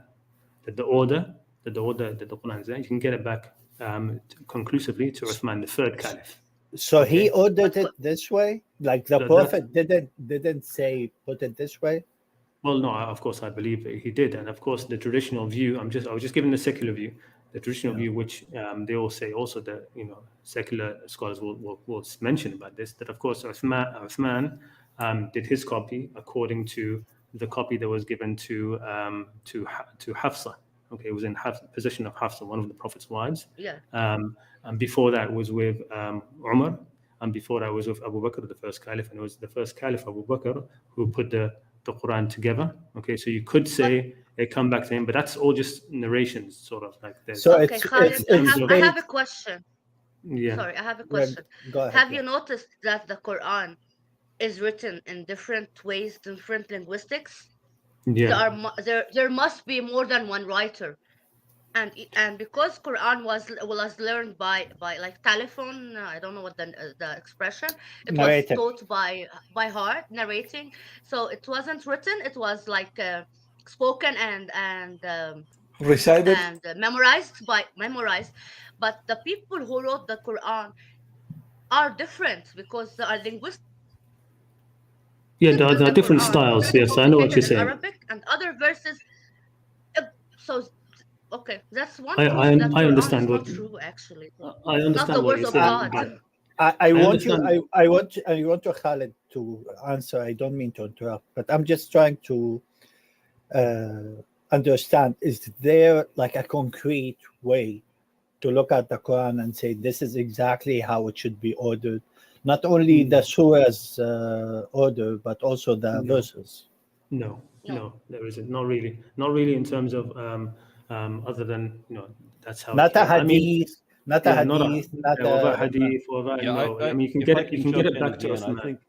I think that there's a, if this makes sense, there's a trivial significance to the fact that we don't know what order these things are written in. It was obviously compiled in pieces, and then other people decided that they needed to be reordered some way. And I don't think it's our best argument. So I think we should move on to something better. Yeah, I have one note, just one note before for Khalid to look at is Surah Al-Baqarah ayah 106. 106. Can you And recite it says, the verse? ما ننسخ من آية أو ننسها. Okay? It talks about the abrogation in the Quran.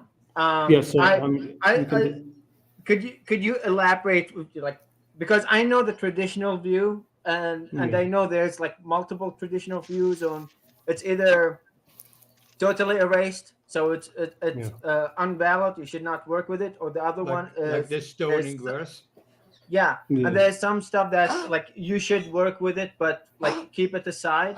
So I want to know your understanding of it.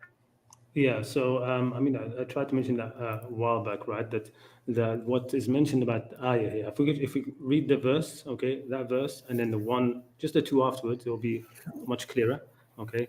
The verse close to this, so not the next one straight away, but the one after it. It says, "Am turiduna an tas'alu rasulakum kama su'ila Musa min qabl," right? Or do you want to ask your messenger as what Moses was asked before? Now, what was Moses asked before in the Quran? He was asked by the children of Israel to keep giving us signs. Give us an ayah. Give us a sign. We want Arina Allah jaharatan. We want to see God face to face. Okay. So what's mentioned here, okay, in terms of the naskh, okay, it's what ayah we swap for another ayah, we bring something better than it. Okay. What is meant by that is what they were asking for is the miracles. Sign. Yeah, the signs. Okay, these are called signs in the Quran, right? Like in the Quran, you have that constant request by the non-Muslims saying, why is there no sign sent to him? Okay, from his Lord, right? That's the ayah that I see is going on there. Yeah. So is that your own interpretation of the ayah? No, there are many who do say this. There are many scholars who do this. It's not the majority. Okay, I think last time I mentioned Ali Jum'ah, and who else? The head of Azhar, just for people. He used to be the head of the Azhar. Ali Jum'ah. You said Ghazali last time. Yeah, Muhammad Ghazali. That's it. Thank you so much. Yes, Sheikh al-Ghazali, not Imam Ghazali from the 5th century. This is the sort of the more modern guy. Yeah, he has a thing on that. I mean, if you YouTube, La Naskh fil Quran, you'll find people who are speaking about this, and they'll mention scholars for you, and people who have written actually books. If you actually just put in Google, PDF, write in Arabic, La Naskh fil Quran, and just PDF, you'll find a lot of books about that. Yeah. Okay, and I suggest to keep it to after showers because it's. I have to say that like even those are the two scholars you mentioned are modern scholars. Yeah. So the earlier scholars talked about except the abrogation. There are some earlier. I don't know how early. I didn't memorize the names, to be honest. I'm sorry, but you can, like I said, you can.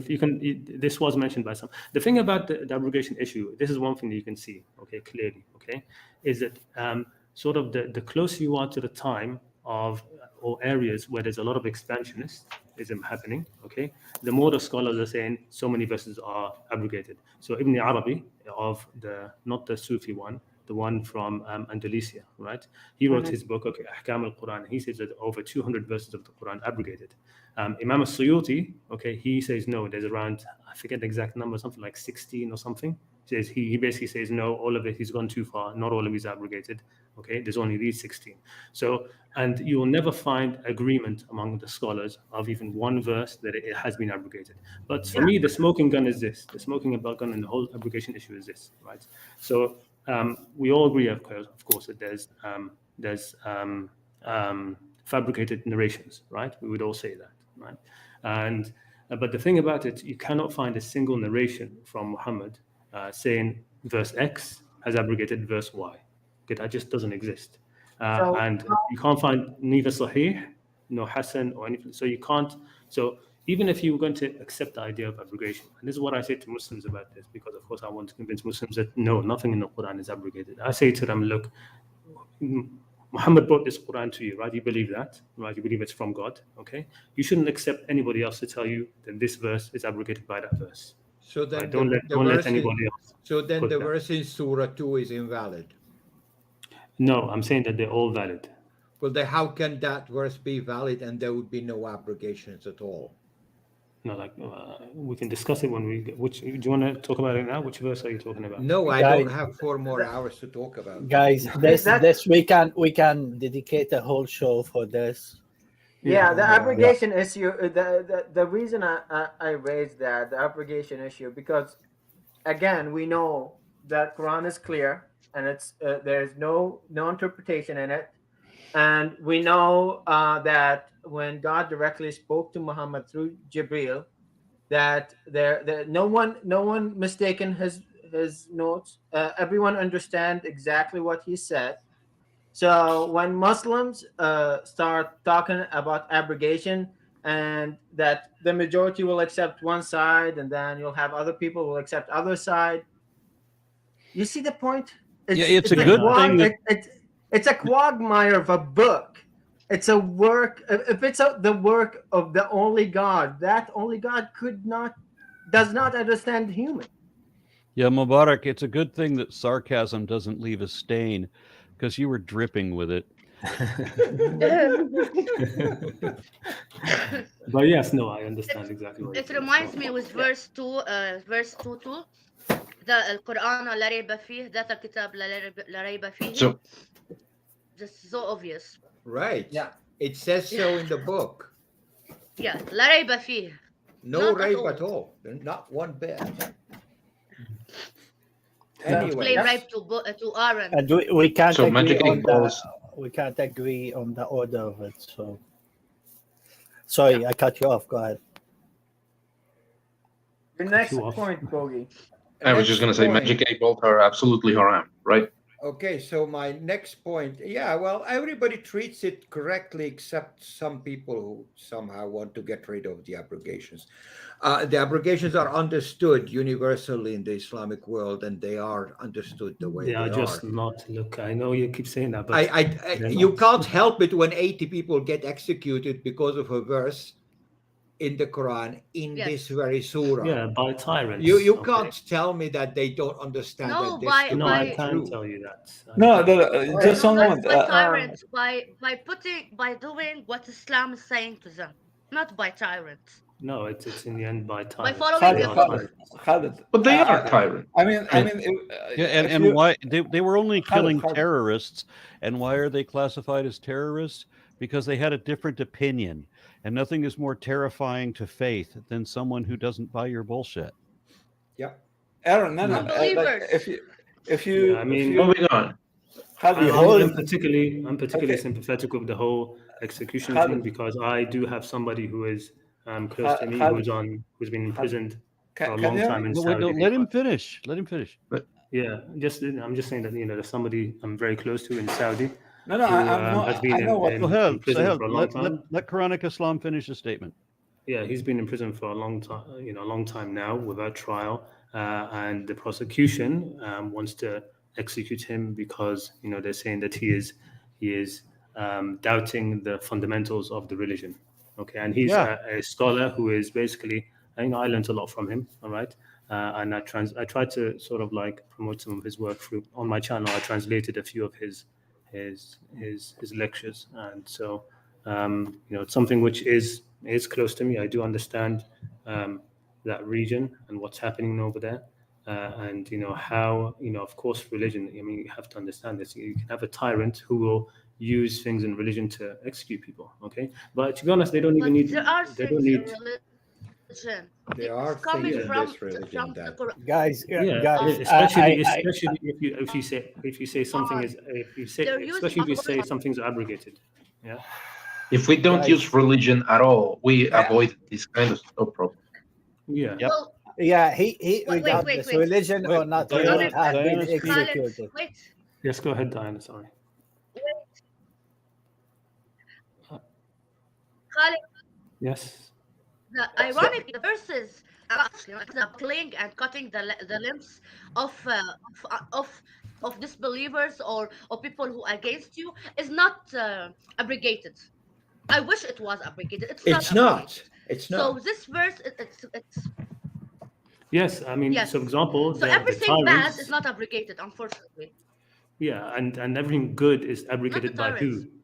Yeah, They and are tyrants, Sahel, but it's not about tyrants. It's about It's about following the religion, which is Yeah. wrong. Guys, I will do it this way.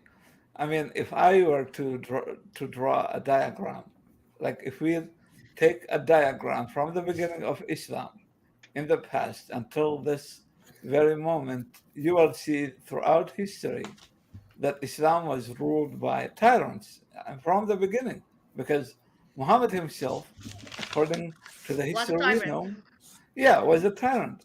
Now, if we take a look at our moment, like right now, we go from Mauritania all the way to Afghanistan and Pakistan. You will see tyranny. So the phenomenon, it's all there. I mean, Khalid is living in somewhere idealistic. Like he has an idealistic idea No, about Islam. I've said, I agree with you. There's tyrants all through history, okay, and unfortunately all through the Islamic world right now. So I don't know what you mean. I'm living an idealistic thing. But what I'm saying is that who would rather that you accept abrogation? Okay, you're saying unfortunately, all right, all the good things are abrogated, all the bad things are No, not. there is no Okay. good thing in Quran. Okay, and anyway, Okay, just to make it clear, Quran Well, is all we bad. could argue. We could Even argue that there is the line that if people don't believe as you do, just let them be, and God will punish them in the end.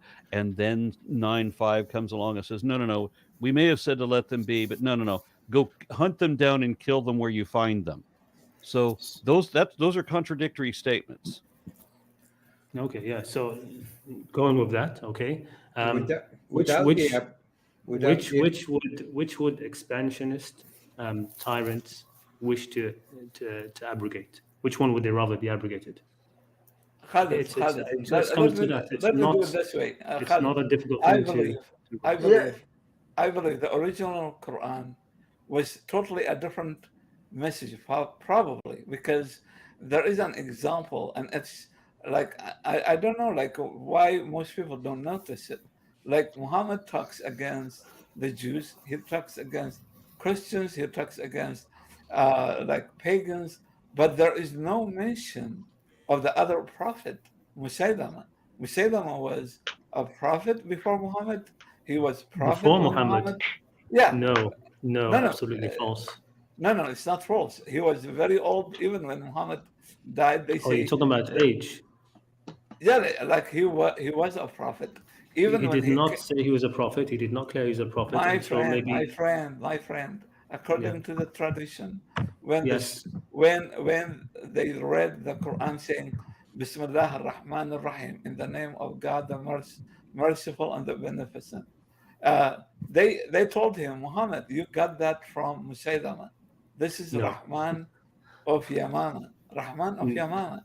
And why most Muslims, when they pray, they whisper with the basmala. They don't say it loudly because Muhammad ordered them to not say it loudly. Because No.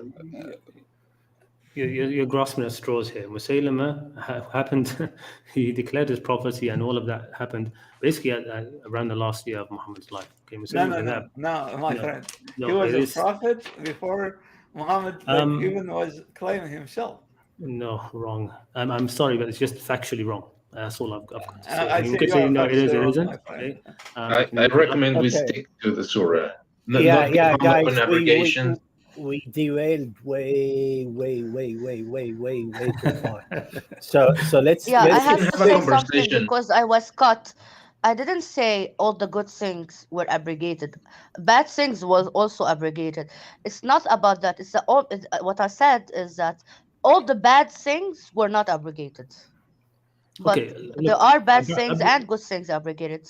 Okay, abrogated guys, by who? I'm sorry. We need to move on because there's 20 We can minutes. have a conversation about abrogation We will. some other time. We will. And after hours show, if you want to. After the show. Can we reach Sure. 5-5? I'm very anxious to reach 5-5. I can jump now Yeah. my next Yeah. notion and get to 5-5, but I want to do Yes. a 5-4. A Sure. 5-4, please, just for a second. Yeah, sure. Hunting with hunting animals is okay. Names dogs but it applies to eagles and ferrets too. Yep. Yes. Ferrets are top predators and can be taught to hunt small game and bring it back. The point I'm trying to make here is when you say, okay, it ended on 5-3, then why are they asking him about what we can do while we're at Hajj? Can we hunt while we're doing the Hajj? Because why are they even asking him? Somebody else came after the fact and said, well, what about? And then one of the human editors said, oh, yeah, well, we need to cover this what about thing. Well, pretty much. I agree with Aaron. I agree.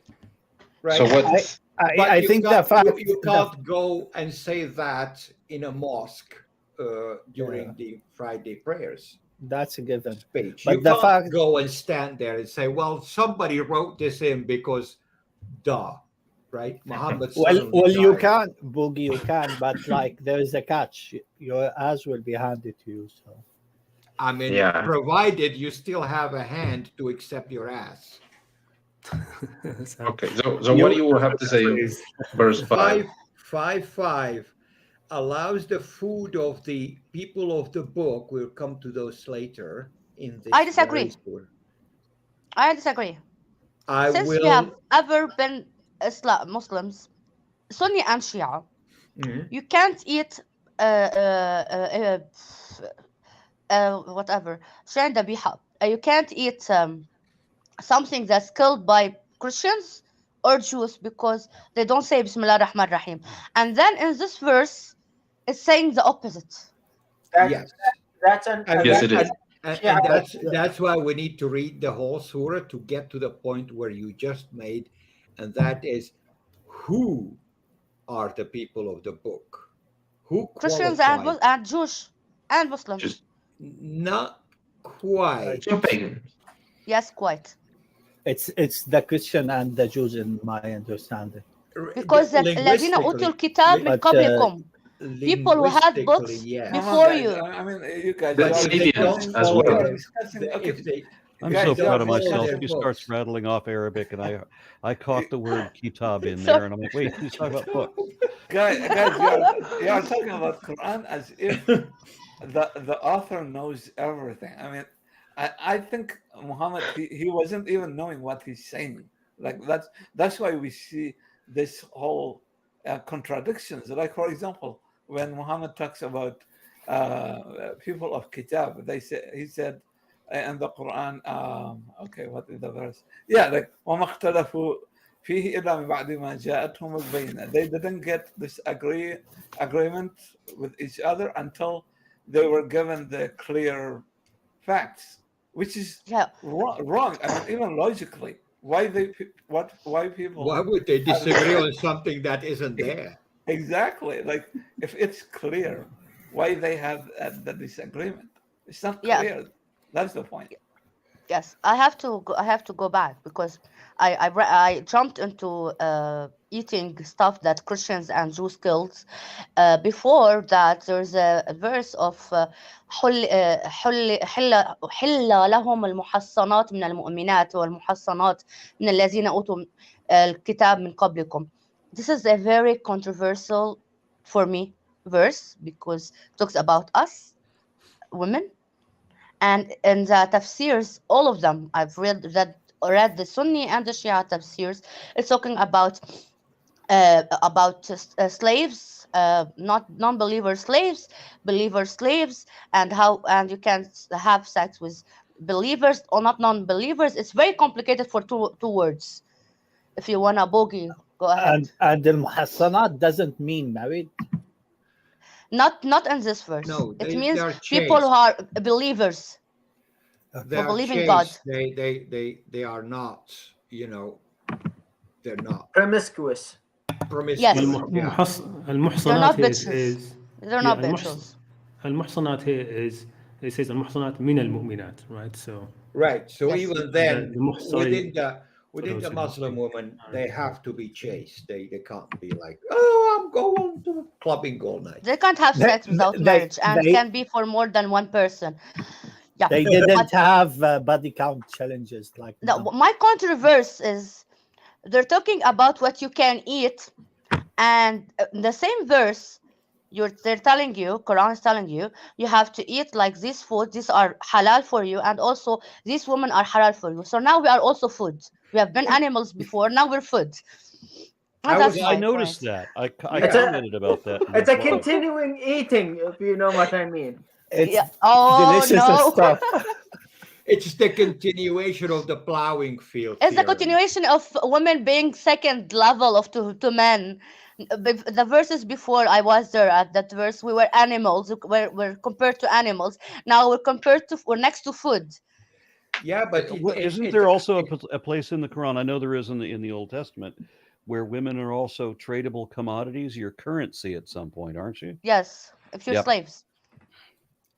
yeah, also plowing Not in the field. Quran in terms of Plowing tradable. field. It's No, Yes, you can trade your slaves. no. Yeah. In the Quran, in terms of What, like what's trading, what? there is Yeah, no what's the trade. what's the mahar?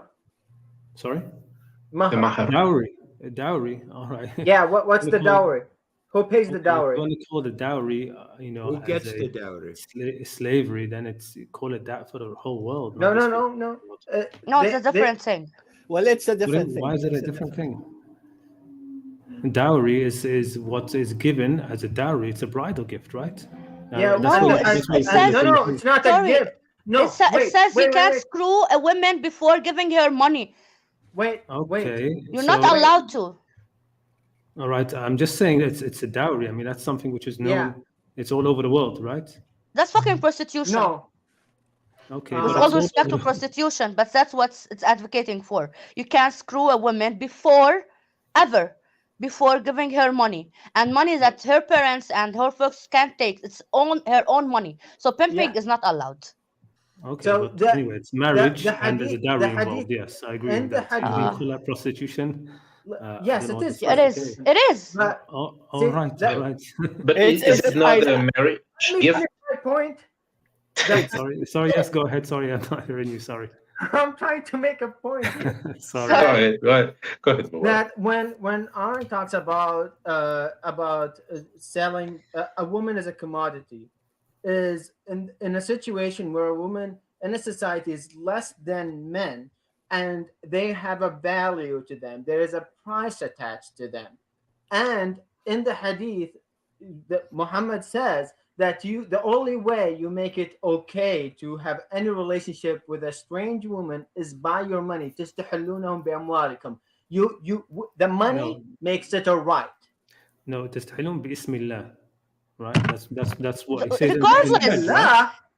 That's I what it don't says in the care Hajj. if Are you- ism are the you- shaitan. which- It's still owning a woman. Let's step back. I think, are you quoting what he said in Hajjat al-Wada'? Is that what you're quoting? He said, Bismillah. تستحلونتم باسم الله. No. Bring your narration.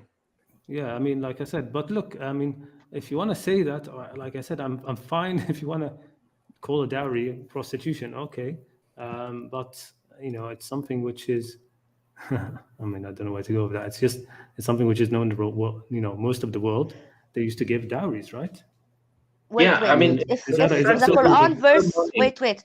I mean, If the model it says, maybe it's controversial, right? sorry, That's not Khalid, one prostitution. second. If it said, if you want to marry a woman, give her gifts, okay? But it doesn't say this. It literally says you can't have sex with a woman before you pay her. No, well, Explain. literally says It that. does. Which It verse does is say that? that. 5-3 والمرتدي والنطيحة وما أكل السبع. Okay, the one that was eaten by the wild animals, hyenas. Yes, yada yada yada. And what is it getting? That's the food part. So I can see that we've gone we had 3 notes on Surah 48. And so far we've gone 5 verses into 5. Yes. So we've covered 8 verses. Yes. And that's all. 5 is front loaded. Five are you is sure you still juicy, want juicy you one. don't mind this going long? المحصنات من المؤمنين والمحصنات من الذين أوتوا الكتاب. Okay. Believing guys, if من there is قبلكم إذا. As long as you pay them their dowries in wedlock. What line are you reading? أتيتموهن أجورهن. Damn it! It's called it a payment. Verse number 5. Verse number Verse 5. 5:5. Hold on. It's 5:5. I'm not reading it from anywhere else. This is it.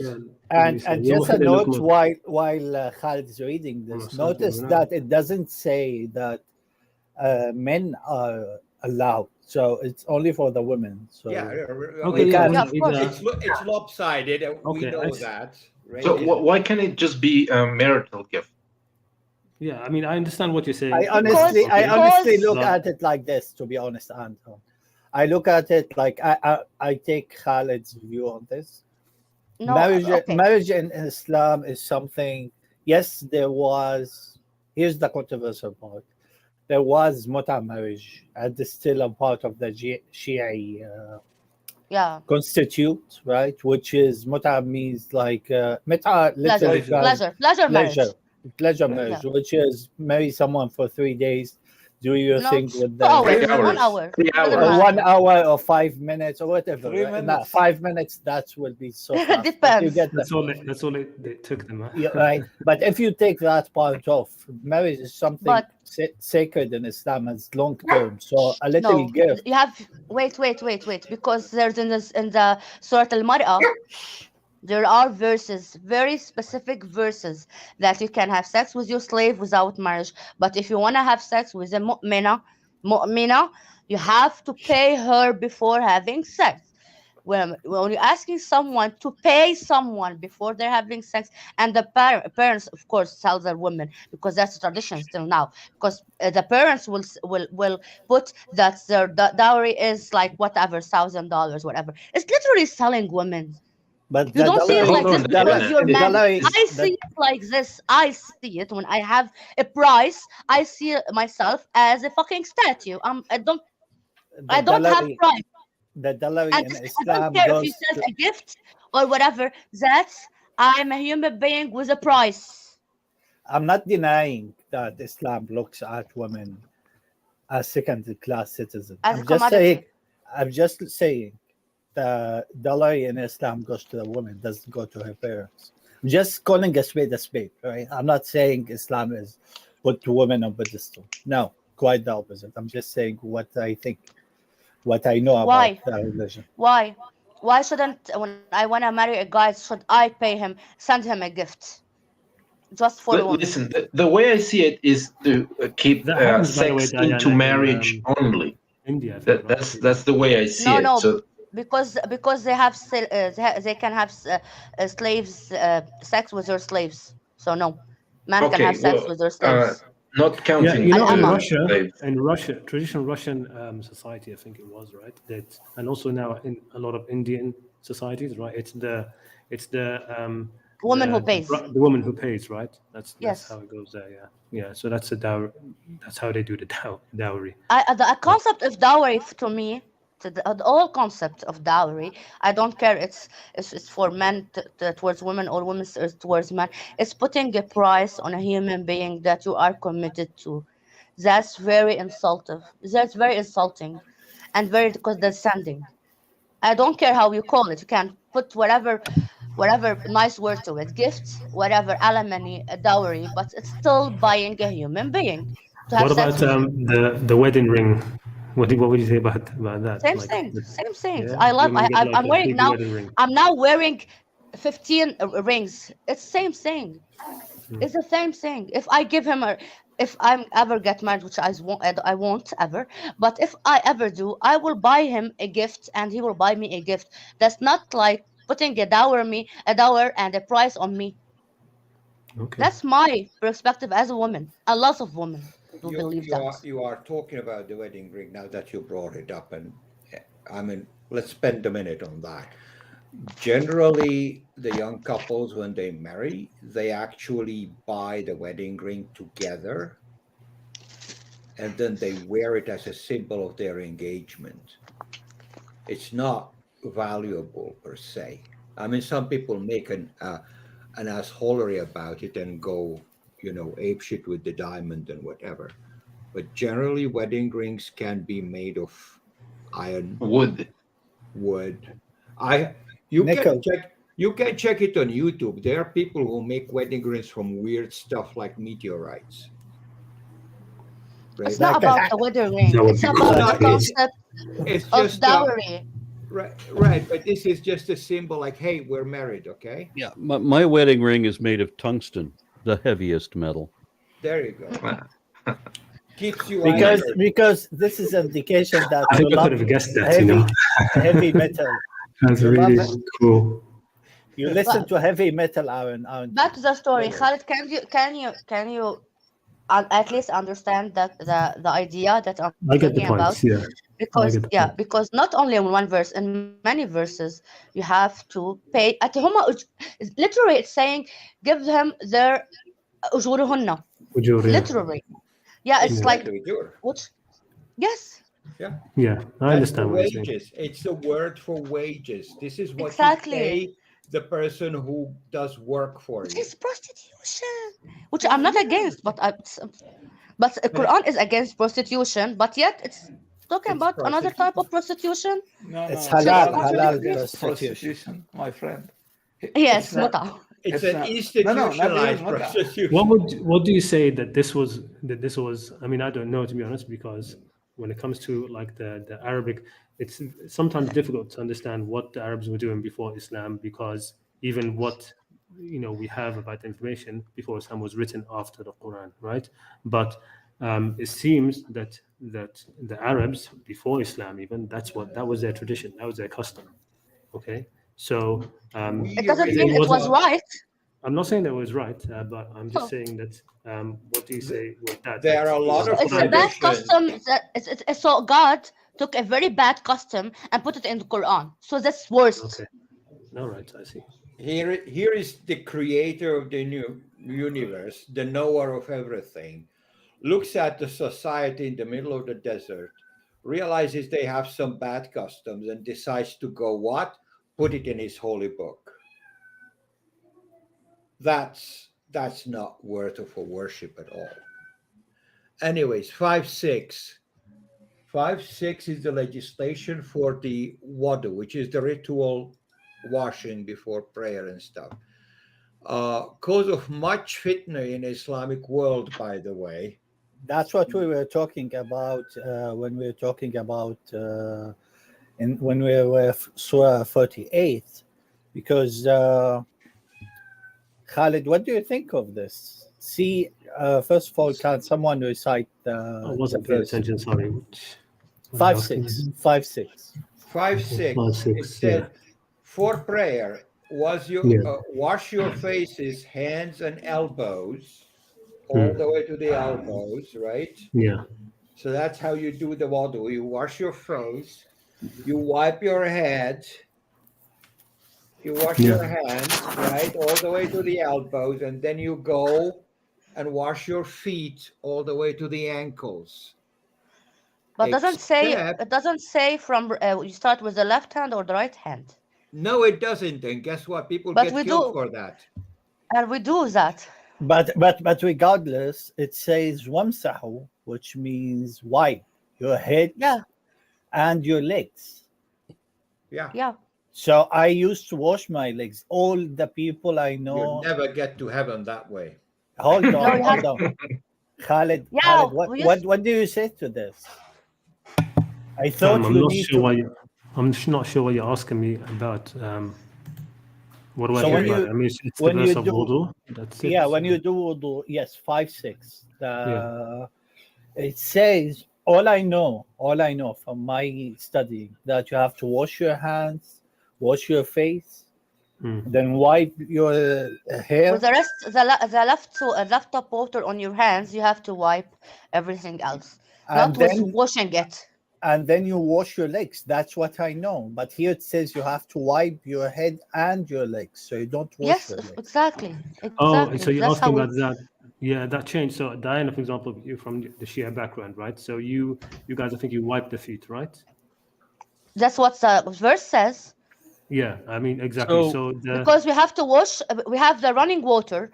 We put our hands under the running water. We wash our faces, our hands to the elbow, and then we with the rest of water on our hands, our wet hands, we wipe our heads, the front of our head and our feet. Yeah, That's I see literally what what you're the verse asking. is saying.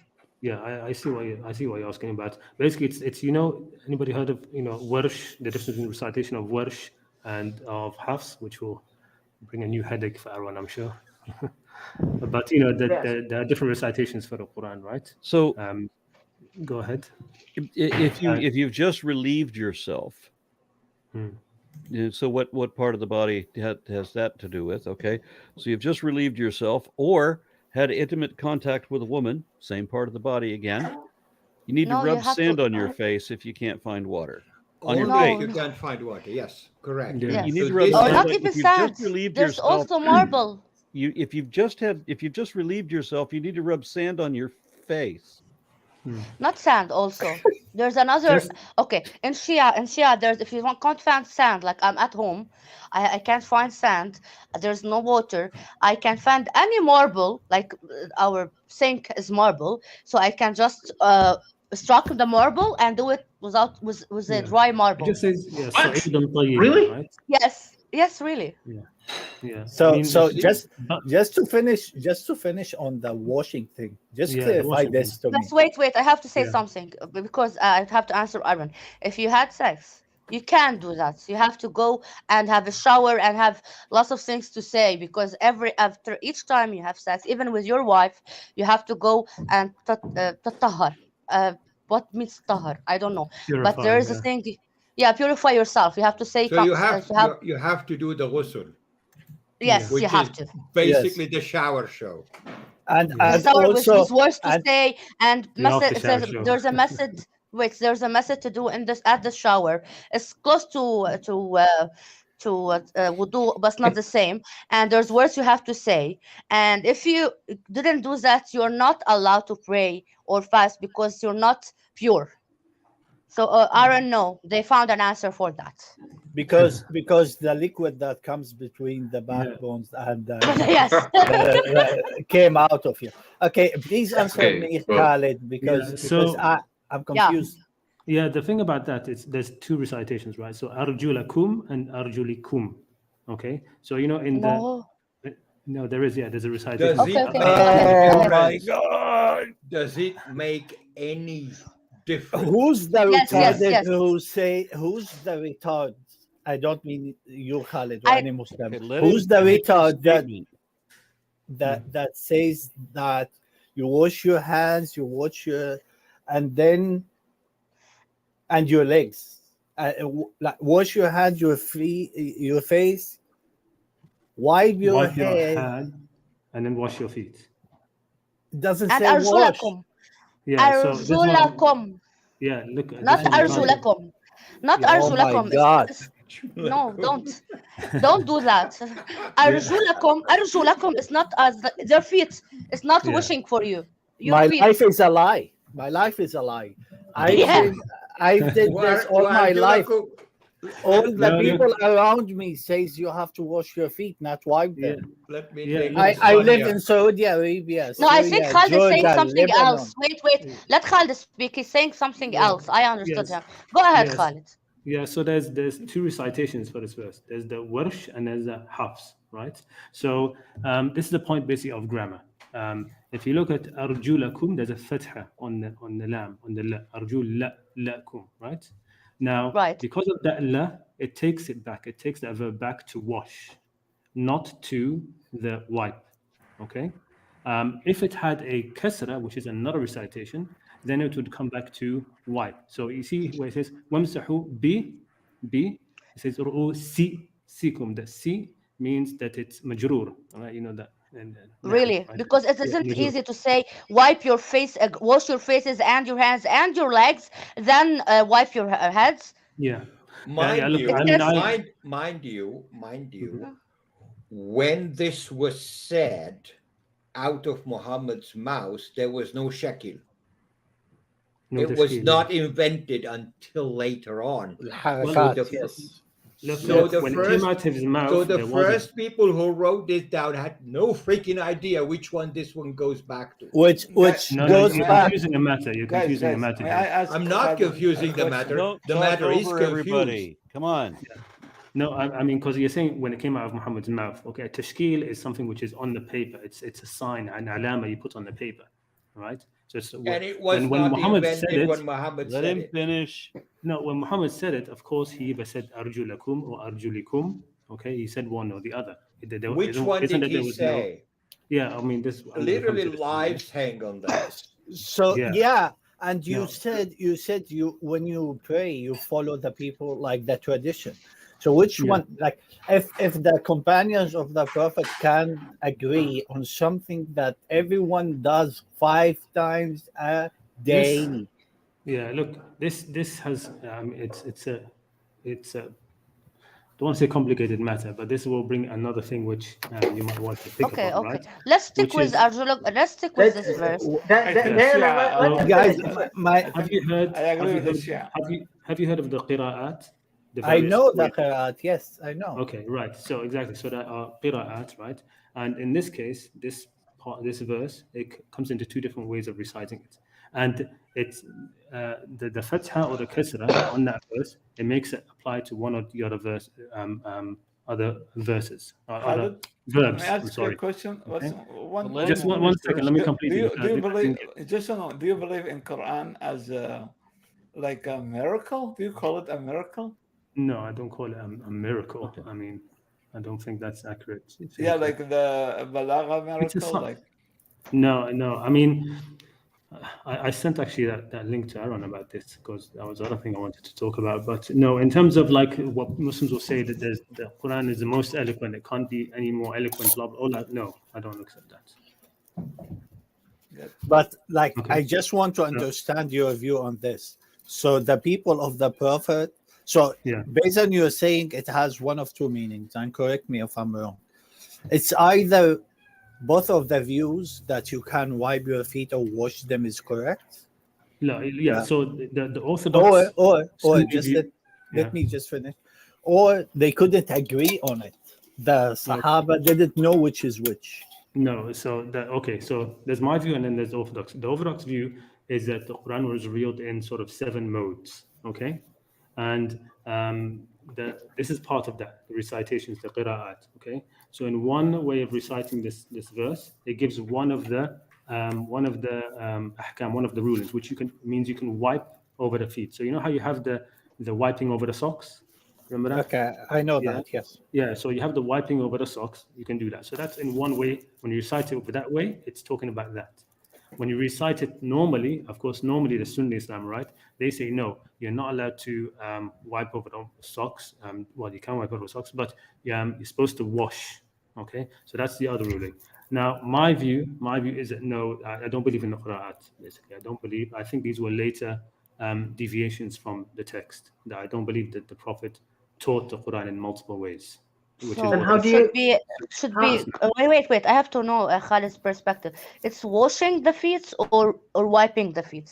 my personal perspective, the Shia have it right, and this was basically an assault on Shiaism by the majority. Okay, so the Shia have it right. It should the wiping is the correct thing, and the recitation. Sorry. Grammatically, to me, not because of the Shia, I don't give a damn. Because grammatically, just say about grammars. It says wash your faces and your hands. If it wanna wash your feet, it will say wash your faces and your hands to the elbows and your feet and wipe your heads. Yeah. That's common sense. I agree with you. If there was no tashkil, you would read it as wipe. Okay. But grammatically also, if you read it with arjulakum, it does mean wash. That's just But how is it not retarded to phrase the sentence this way? Yeah, I think it's wrong. Like I said, I think that came politically almost, okay? And like I said, I don't accept the various qira'at. Right? And how do you know when you pray? When you pray? If you don't how believe do you in the know? qira'at, if you don't believe in the qira'at, how do you read the Quran? Yeah, so this will get into a longer sort of discussion about which qira'ah I think is the most representative. Okay, but basically, yeah. So you have these different qira'at. I don't believe that all of them are right from Muhammad.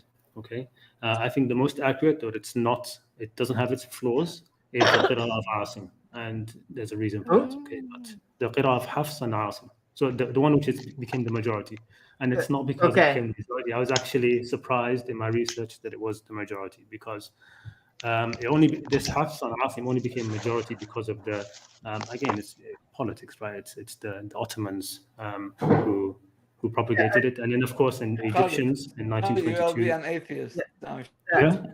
That's I'll be an atheist soon, huh? No, not even close. The problem when you are in the traditional Islam, you'll be stuck with us in the same prison cell waiting our execution. Seriously, I'm not. That is true. It is. Yeah, I'm not. Yeah, he's not far away. I mean, like I said, I mean, there's somebody close to me who is right now waiting execution in Saudi Arabia. And I've been sort of like trying to promote him, and that's sort of why I'm sort of trying to keep a little bit anonymous. I mean, I'm not doing the best job, but that's how it is. I am going to have to end this session at some point. Yeah, we're done a whole 9 verses in. There's more than 100 in this surah alone. Oh yeah, this is a juicy surah. And Aaron thought we're almost done. And I have many notes, and I didn't even get to my first one. But the guys, first note is in verse 11. Yeah, so we're going to have to make notes of where we're leaving off, right? And then we have to finish 5-6. Do you guys want to pick it up next week, or you want to wait until the 27th? It depends for me. I don't know. Your summertime is up, so I'm think sorry. I prefer 27th. But me too. Okay. 28th, let's do a 27th because I will have a busy week next week. Very good. Me as well. We will meet up again on the 27th. Please make notes on your notes as to where we left off and where we need to pick up. All right. Okay. And thank you very much for everybody for taking part in this. Yes, thank you again for having me. Yep. Thanks a lot for being. Appreciate you being here. Yeah, thank you, Khalid, for being with us again. I have to say, I hope you didn't feel like we're gagging on you. No. And thank you, Khalid, for being a nice, respectful person, because it's hard commodity. Bad, especially towards me. It was very bad. Yeah, if you disagree, we want to hear it. At least I do. It's fine. It's fine. And thank you, guys. Okay. All right. I guess. Thank you very much, everyone.